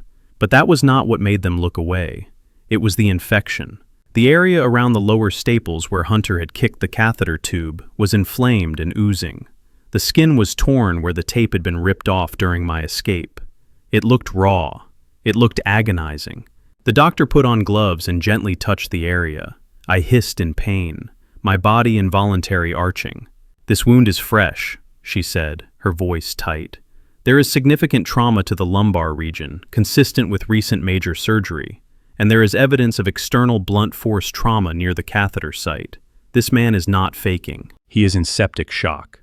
She turned to Mr. Sterling. "You can tell your client that if this man had run a marathon in Canada, he would be dead. He should not even be sitting in a chair. He should be in an ICU." Sarah smiled. It was a cold, terrifying smile. "Thank you, doctor," Sarah said. "Please make sure that is in the official record. Blunt force trauma. We will be adding assault charges to the list." I pulled my pants up. I buttoned my shirt. I did not look at Mr. Sterling. I looked at the wall. I held on to my dignity with both hands. They wanted proof. I gave them blood. When we returned to the courtroom, the judge did not need to speak. His face said everything. He looked at Hunter with a mixture of loathing and disbelief. But Hunter was not looking at the judge. He was looking at his phone, texting furiously. He knew the wind had shifted. He knew the medical exam had failed to destroy me. So he initiated Plan B. That night, the war moved from the courtroom to the streets. I was staying at a secure motel on the outskirts of the city, a place Clyde had arranged. But we had left bait at the safe house. We knew Hunter was desperate. We knew he needed to control the narrative. And the only thing that could prove his guilt beyond the medical records was the data. Hunter sent a team. They were not professionals. They were thugs hired from a gym in Jersey, likely paid in cash and promises. They kicked in the door of Clyde laundromat basement at 3 a.m. They smashed the washing machines. They overturned the dryers. They tore through the back office looking for the servers, looking for the files, looking for the laptop I had used to hack the hotel. They found it sitting on a milk crate in the middle of the empty room. An old battered Dell laptop. It was open. The screen was glowing. It looked like I had left in a hurry, abandoning my post. One of the thugs grabbed it. He called Hunter. "We got it, boss," he said. "The computer. It is here." "Bring it to me," Hunter ordered, his voice tinny over the speakerphone. "Do not open it. Do not touch anything. Just bring it to me." They left carrying the laptop like it was the Holy Grail. They thought they had just stolen my brain. They thought they had just secured the evidence that would prove I was the hacker, the stalker, the criminal. Hunter was waiting in his penthouse suite, the one he had mortgaged Zoe's future to buy. He was alone, nursing a drink, pacing the floor. When the thugs arrived, he paid them and sent them away. He sat down at his glass desk. He placed the battered laptop in front of him. He thought he had won. He thought he could find the files I had stolen, delete them, and then plant evidence on the drive to frame me for corporate espionage. He cracked his knuckles. He opened the lid. The screen prompted him for a password. Hunter smiled. He thought he was smart. He pulled a USB drive from his pocket, a cracking tool he had bought on the dark web. He plugged it in. That was the moment he lost everything. The laptop was not a computer. It was a bomb. Not an explosive one, but a digital one. I had spent the last 24 hours writing a script, a piece of code based on the aggressive countermeasures we use to protect military satellites. I called it the honeypot. As soon as Hunter plugged in his USB drive, the laptop handshake protocol engaged. It did not try to block him. It invited him in. It established a bridge connection between the laptop and the device Hunter was using to crack it. And through that bridge, it connected to Hunter's local Wi-Fi network. The screen on the laptop turned red. A single line of text appeared. "Hello, Hunter." Hunter frowned. He tried to type. The keyboard was locked. Then the data transfer began. But it was not going the way he thought. The laptop was not giving up its secrets. It was sucking them in. The script bypassed his firewalls. It exploited the vulnerability in his smart home system. It accessed his phone, which was connected to the same Wi-Fi. It accessed his personal laptop, which was sitting open on the desk next to him. It copied everything. His emails, his texts, his offshore bank accounts, the communication logs with Frank Miller, his stepfather, the emails to the loan sharks, the GPS data from his own phone. Hunter stared in horror as the progress bar on the screen raced toward 100%. He tried to shut the laptop. It would not power down. He tried to pull the battery, but I had soldered it in. He smashed the screen with a paperweight, but the hard drive kept spinning, the little LED light blinking furiously as it uploaded his entire life to my secure cloud server. "Stop!" he screamed, hitting the keys. "Stop it!" It did not stop. It finished. Upload complete. The screen flashed through the cracks in the glass. And then the laptop died. It executed a kill command, frying its own motherboard, melting the processor into a useless lump of silicon and plastic. Hunter sat in the silence of his expensive apartment, surrounded by the wreckage of his arrogance. He had stolen the evidence he thought would save him. Instead, he had just hand-delivered his signed confession directly to the man he was trying to destroy.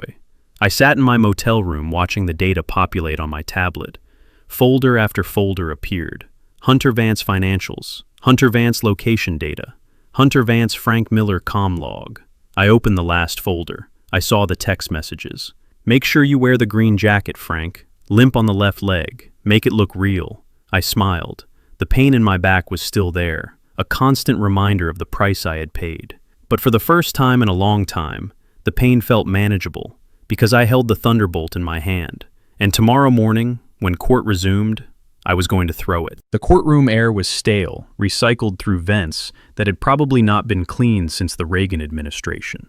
I sat in my wheelchair, my back throbbing with a dull, persistent ache that the painkillers could only dampen, not silence.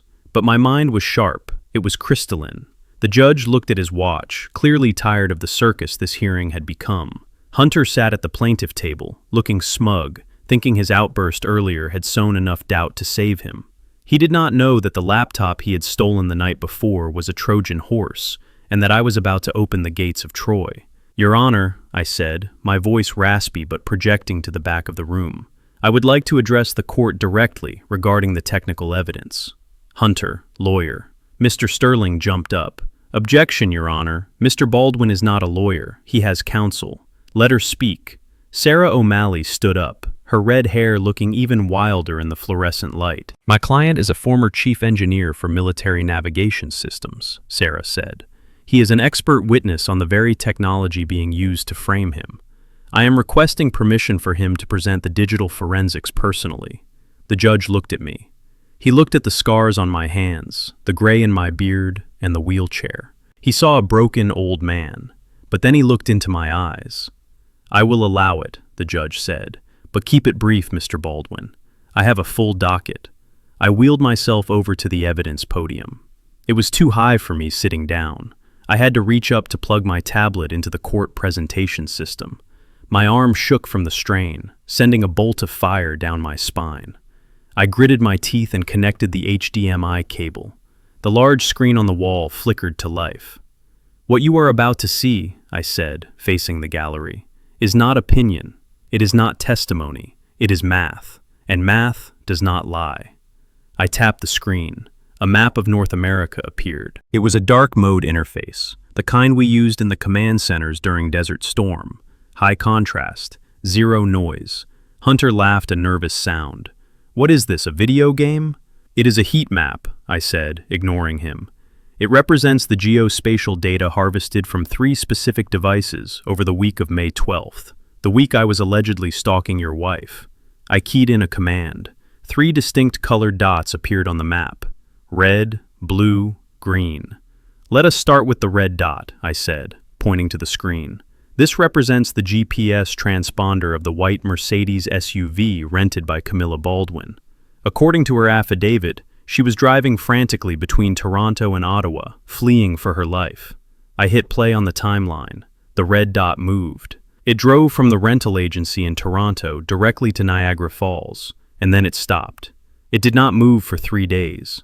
"As you can see," I continued, "Camilla was not running. She was parked. Specifically, she was parked in the VIP garage of the Fallsview Casino. The telemetry data shows the engine was off for 72 hours. I pulled up a sub-window. It showed transaction logs linked to the location, and while her car was parked, her player card was very active. She played slots for 14 hours straight on May 15th. The same day she claimed I was banging on her door, 400 miles away in Ottawa. Camilla gasped. She looked at Hunter, her eyes wide with panic. I drove there for safety, she stammered. I was hiding. Hiding at a blackjack table? I asked.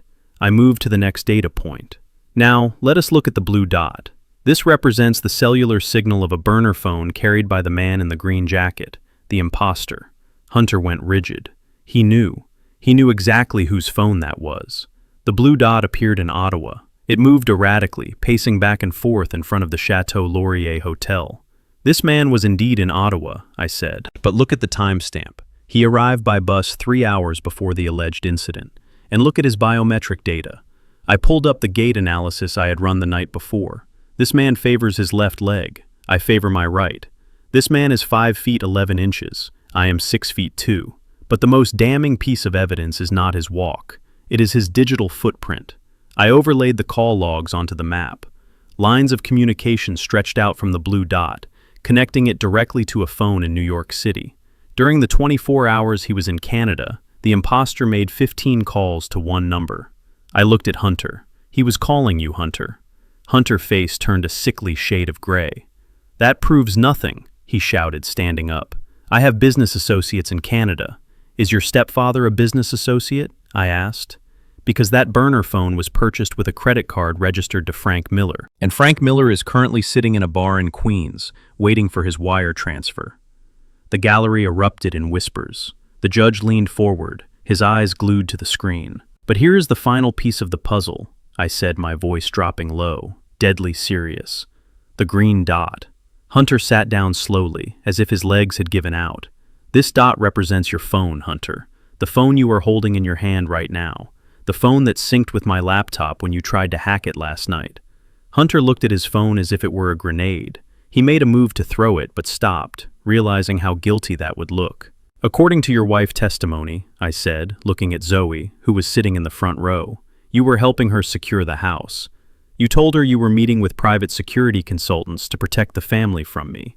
You were gone for long hours every night that week. Zoe nodded slowly, tears streaming down her face. She looked at Hunter, waiting for him to deny it. Let us see where you really were, I said. I zoomed the map in on Manhattan. The green dot did not go to a security firm. It did not go to the police station. It went to the Soho Grand Hotel. On May 12th, May 13th, and May 15th, you spent the hours of 8 p.m. to 3 a.m. in a luxury suite, I said. So what? Hunter spat. I was working. I needed a secure location to manage the crisis. Working, I repeated. Let us check the network logs. I pulled up a new window. It showed the Wi-Fi connections in that hotel room. Devices connect to local networks, I explained. And when devices are in close proximity, they shake hands digitally. Your phone was not alone in that room, Hunter. 2 other device IDs appeared on the screen next to his. Device ID, Candy. Device ID, Lexi. The courtroom was silent, dead silent. I ran a quick cross-reference on those IDs, I said. They belonged to 2 women who advertised their companionship services on a website that I will not name in this court. But I have the credit card receipts, Hunter. You paid them with the corporate card, the one funded by Zoe mortgage payments. Zoe let out a sound that was not quite a scream and not quite a sob. It was the sound of a soul breaking. She stood up, her hands covering her mouth, staring at the screen where the proof of her husband's infidelity glowed in high-definition neon green. You told me you were protecting us, she whispered, her voice trembling so hard it shook her whole body. You told me you were meeting with lawyers. You told me we had no money. Hunter turned to her, his face a mask of panic. Zoe, baby, do not listen to him. He is manipulating the data. It is a deep fake. It is AI. He is an engineer. He can make the screen show anything. He paid $3,000 a night for that room, Zoe, I said mercilessly. While you were crying in the kitchen, afraid you would lose your house, he was drinking champagne with 2 women half your age. He did not lose your money in the market. He spent it. He spent it on himself, and he tried to kill me to pay the bill. Zoe looked at Hunter. For the first time in years, the fog in her eyes cleared. She did not see the dashing entrepreneur. She did not see the protector. She saw a small, sweating man in a cheap suit who had sold her future for a few nights of pleasure. Hunter tried to grab her hand. Zoe, please. "Do not touch me," she screamed. She swung her hand. It was a clumsy strike, but it connected. Her palm cracked across Hunter's face with a sound that echoed off the high ceilings. The judge did not bang his gavel. He watched. The bailiff stepped forward but did not intervene. "You are disgusting," Zoe spat. "You are filth." Hunter recoiled, holding his cheek. He looked around the room, realizing he had lost the audience. He had lost the judge. And most importantly, he had lost his human shield. He turned his rage on me. "You think you are so smart, old man," he snarled. "You think this proves anything. It proves I cheated. So what? That is not a crime. You are still the stalker. You are still the one who is crazy." I tapped the keyboard one last time. "I am not done, Hunter." I opened the final folder, the one labeled Audio. "You see, when your stepfather Frank was in Ottawa, he made a mistake. He didn't hang up the phone after one of his calls to you. He left a voicemail, a 3-minute voicemail, where the two of you discuss exactly how to make the stalking look real." I hit play. The audio filled the courtroom. It was Hunter voice, tinny but unmistakable. "Kick the door harder, Frank. Make it loud. I want the neighbors to call the police. And make sure you face the camera, but keep your head down. We need the jacket to be visible." Then Frank's voice, slurred and heavy. "I am tired, Hunter. I want my money. This jacket smells like old man." "Just do it," Hunter voice snapped. "Do it and I will wire the $5,000. The old man is going to die in that hospital anyway. We just need to speed up the process." The recording ended. Hunter stood there frozen. He looked at the judge. He looked at his lawyer. His lawyer was closing his briefcase, standing up and walking away from the defense table. "I am recusing myself, Your Honor," the lawyer said. "I cannot be a party to this." Hunter was alone. I sat back in my wheelchair. The pain in my back was a roar, but it felt distant now. I looked at the screen where the map of their betrayal was still glowing. "I built the system that guides missiles," I said softly. "Did you really think you could hide from me on a map?" The judge looked at Hunter. His face was a mask of cold fury. "Bailiff, take Mr. Vance into custody immediately, and secure Mrs. Baldwin as well." The room erupted. Zoe collapsed into her chair, sobbing. Camilla started screaming that she was coerced.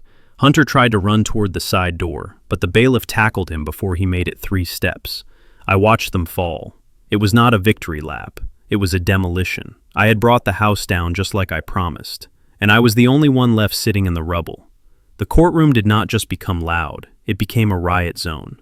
Zoe stood over the fallen form of her husband, her chest heaving, her eyes wild with a mixture of grief and homicidal rage.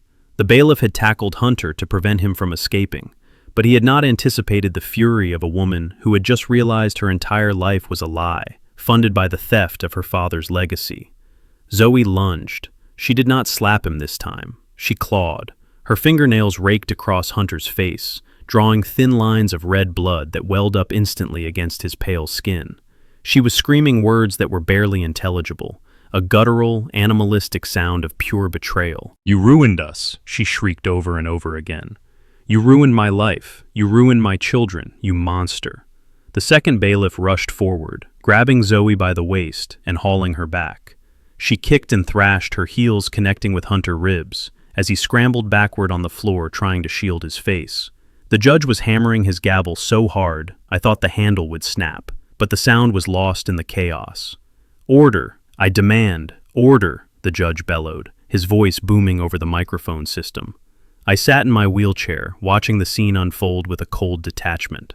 Part of me wanted to look away, to spare my daughter the indignity of this public breakdown. But another part of me, the part that had been left to rot in a hospital bed, forced myself to watch. This was the cost of their greed.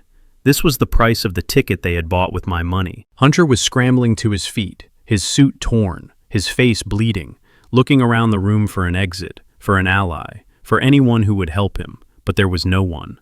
The gallery was staring in horror. His lawyer was gone, and his wife was being restrained by law enforcement.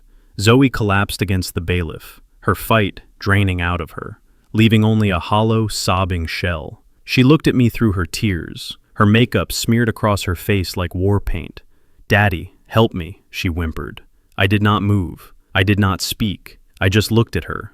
I had offered her a lifeline days ago. I had offered her a chance to stand by me. She had chosen him. Now she had to live with the wreckage of that choice. The judge finally restored a semblance of control. Hunter was hauled to his feet by 2 officers. Zoe was placed back in her chair, sobbing into her hands. The room fell into a heavy, suffocating silence, broken only by the sound of heavy breathing and the hum of the projector fan. And then the second rat decided to jump from the sinking ship. Camilla stood up.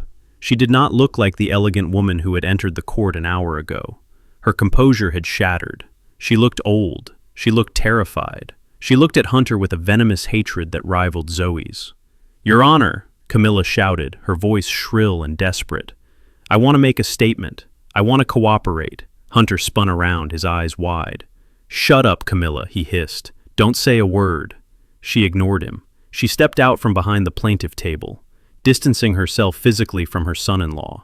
She looked at the judge, pleading with her eyes. "He forced me to do it," Camilla said, pointing a shaking finger at Hunter. "It was all his idea. He came to me 3 months ago. He knew I was in trouble. He knew about the debts." Hunter lunged toward her, but the officers held him back. "You lying witch," Hunter screamed. "You begged me to fix it. You begged me to get the money." "I have a problem, Your Honor," Camilla continued, tears streaming down her face now. "I have a gambling addiction. I admit it.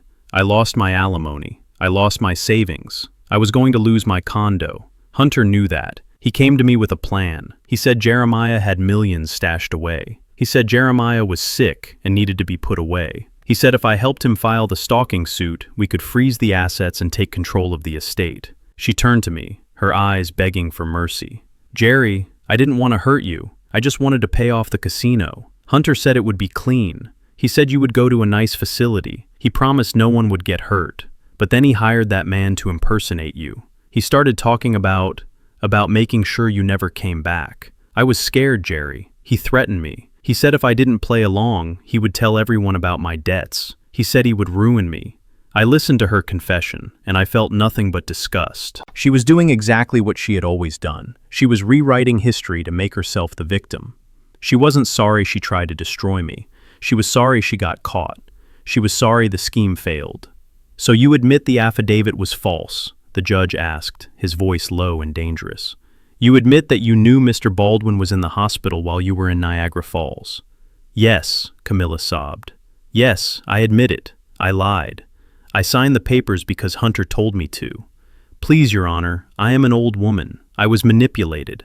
I need help, not prison." Hunter laughed. It was a manic, broken sound.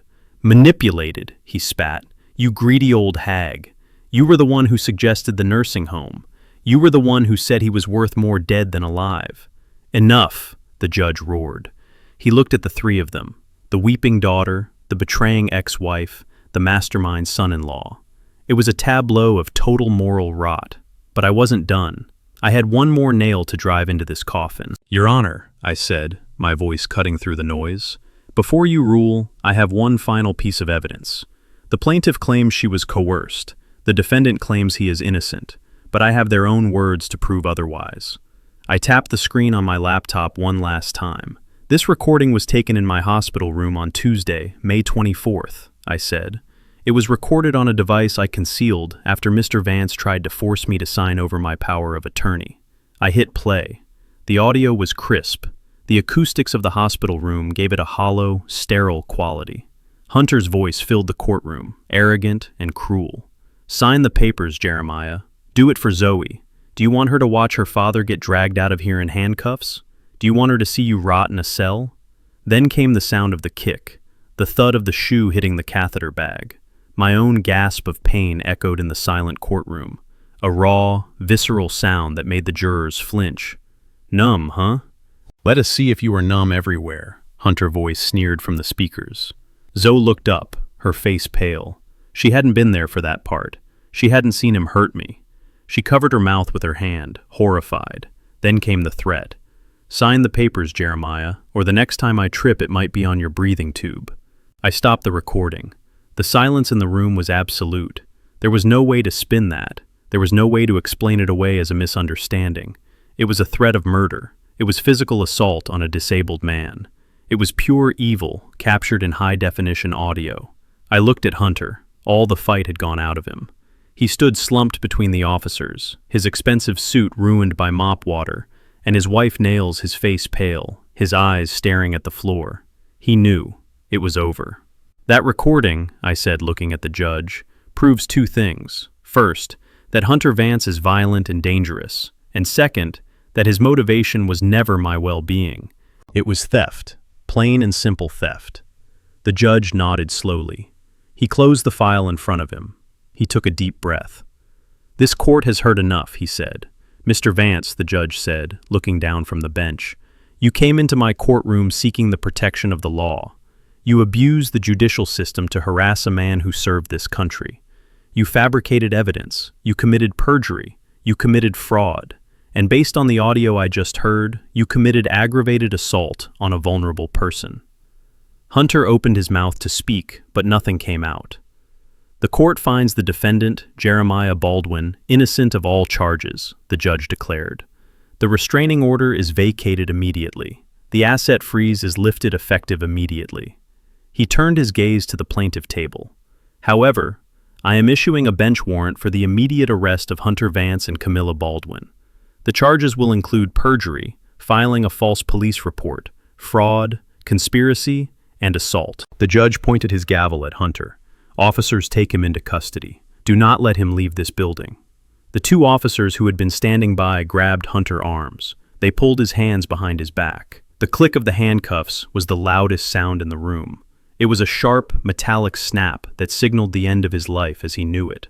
Hunter started to struggle. Panic overtook him. "Wait," he shouted. "You can't do this. I am a businessman. I have rights." "Zoe, tell them.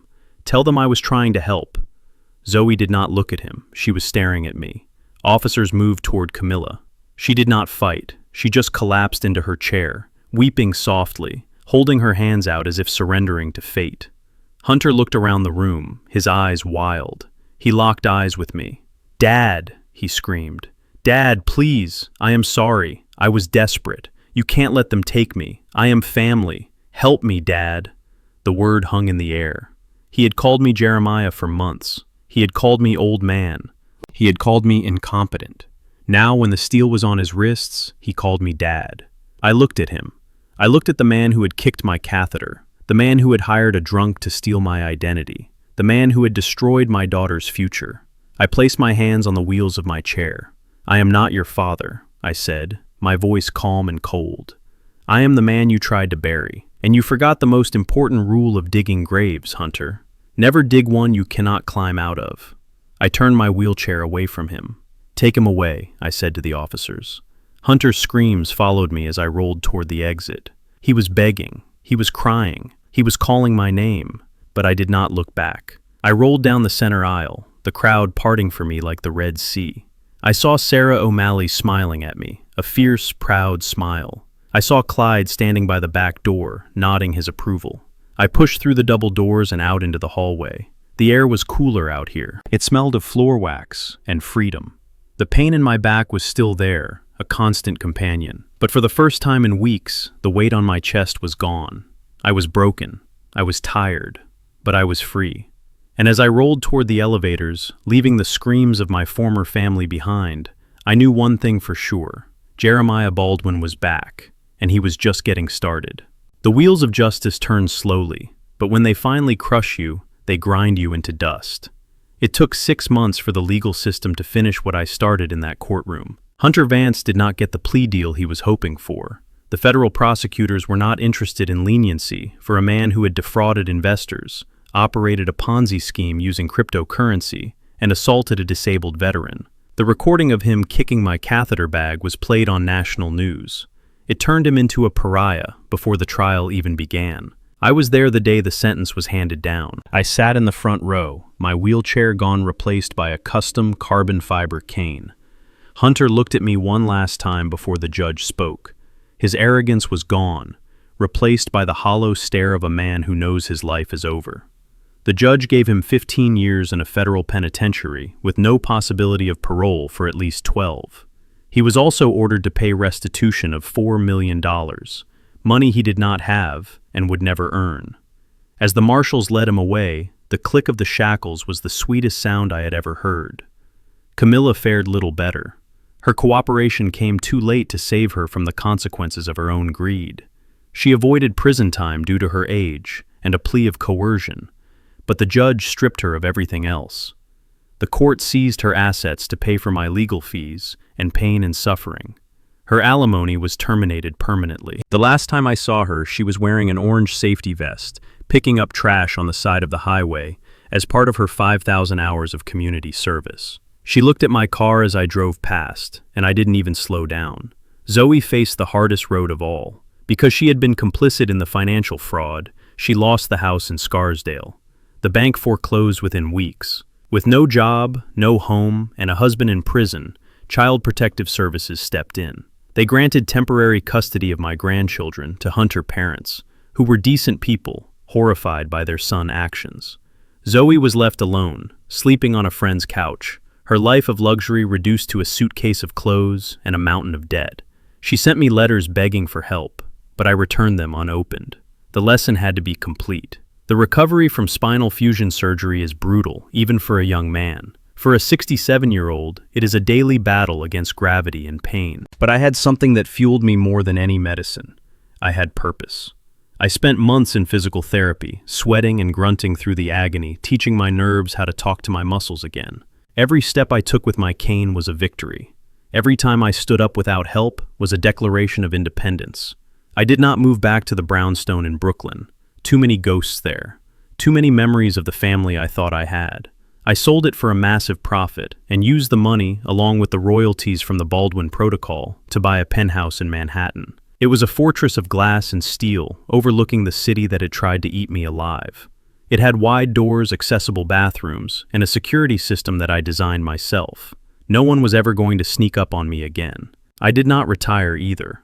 I realized that my mind was too valuable to waste on crossword puzzles and daytime television. I brought Clyde in as a full partner. We launched a new cybersecurity consultancy firm, operating out of a high-tech office in Midtown. We specialized in protecting seniors from financial predators. We used the same skills we had used to take down Hunter, to hunt down scammers, fraudsters, and abusive family members. Clyde traded his janitor jumpsuit for bespoke suits, although he still refused to wear a tie. He ran the field operations, while I handled the digital side. We were a two-man army, and business was booming. I felt stronger than I had in 20 years. The titanium in my back was a reminder that I could be broken, but I could also be rebuilt stronger than before. I had my dignity. I had my best friend, and I had a bank account that no one could touch. Life was good. It was quiet, until the doorbell rang one rainy Tuesday evening. I checked the security monitor. It was Zoe. She looked terrible. She was thin. Her hair was unwashed, and she was wearing a coat that was too light for the weather. She was shivering, standing in the rain, looking up at the camera with the eyes of a beaten dog. I debated not answering. I could just leave her there. I could call security. But I knew this moment was coming. It was the final chapter, and I needed to write the ending. I opened the door. I stood there, leaning on my cane, blocking the entrance. I did not invite her in. The warmth of my apartment clashed with the cold, damp air from the hallway. "Daddy," she whispered, her voice cracking. "Hello, Zoe," I said. She started to cry immediately. It wasn't the manipulative crying from the hospital. This was the raw, ugly crying of someone who has hit rock bottom.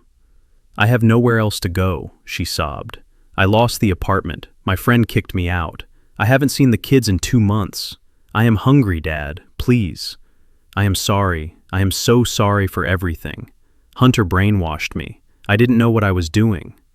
She reached out to hug me, but I took a step back. The movement was small, but it was a wall she could not cross. "You knew, Zoe," I said gently but firmly. "You knew when you took my phone. You knew when you asked me to sign the papers. You knew when you called me a monster." "I was scared," she pleaded. "I just want to come home. I want my dad back. I will do anything. I will take care of you." I looked at her. I saw the daughter I had raised, but I also saw the woman who had left me for dead. If I let her in now, if I gave her a room and a credit card, I would not be saving her. I would be enabling her. I would be finishing the job Hunter started, turning her into a permanent victim, incapable of standing on her own 2 feet. I reached behind me to the table in the foyer. I picked up a thick manila envelope I had prepared weeks ago, knowing this day would come. I handed it to her. She took it, looking confused. She opened the flap, expecting a check or cash. Instead, she pulled out a single sheet of paper and a thick black notebook. "What is this?" she asked. "The paper is an application," I said. "Clyde knows a manager at a diner in Queens. They are hiring waitresses. It is hard work. It pays minimum wage plus tips, but it is honest work. If you go there tomorrow at 6 a.m. and tell them Jeremiah sent you, they will give you a shift." Zoe stared at the paper, her face flushing with a mix of shame and anger. "A waitress," she said. "You live in a penthouse and you want me to be a waitress." I pointed to the black notebook in her hand. "That is the ledger," I said. She opened the book. On the first page in my handwriting was a single figure, $162,000. "That is the amount of money you and Hunter stole from me," I said. "The credit card debt, the legal fees, the cost of the private investigators, the medical bills my insurance rejected because of your lies." Zoe looked up, her mouth open in shock. "You expect me to pay this back?" she whispered. "Every penny," I said. "But that will take years," she cried. "I will be old by the time I pay this off." "Then you better get started," I replied. I looked her in the eye one last time. "This is my offer, Zoe. You get a job, you work, you pay your own rent, and every month you send me a check. It doesn't matter if it is $10 or $10,000. You send me a check to pay down this debt." "And if I do?" she asked, tears streaming down her face again. "If you do," I said, "if you show me that you can build a life without stealing it, if you show me that you have found your dignity again, then we can talk. Then maybe I will invite you in for coffee. But until that ledger reads 0, you are not my daughter. You are a debtor, and the bank of Dad is closed." She stood there in the rain, holding the job application and the book of her sins. She looked at the warm light of my apartment, and then she looked at the cold hallway. "I hate you," she whispered. "I know," I said. "But one day, if you actually do the work, you might thank me." I stepped back. I didn't slam the door. I closed it slowly, deliberately. I heard the lock click into place, a heavy, solid sound. I turned around and walked back into my living room. My back hurt. My legs were tired. But as I sat down in my chair and looked out at the city lights, I felt lighter than I had in years. I had not saved her by giving her what she wanted. I had saved her by giving her what she needed: the truth. I picked up the phone and dialed Clyde. "It is done," I said. "Good," Clyde replied. "Coffee tomorrow at 8. 8 it is." I hung up. The apartment was quiet. It was peaceful. It was mine. I closed my eyes, and for the first time in a long time, I slept without dreaming of falling. My journey taught me that true love is not about shielding people from the consequences of their actions. For years, I thought being a good father meant being a safety net, but I was only enabling their destruction. Real love sometimes requires the courage to say no and let others face their own storms. It wasn't until I stopped being their victim that I could reclaim my dignity. We must love ourselves enough to walk away from those who only value us for what we can give, even if they share our blood. Peace is not given. It is earned by setting boundaries. If you believe that respect is non-negotiable, hit that like button and subscribe for more stories about justice.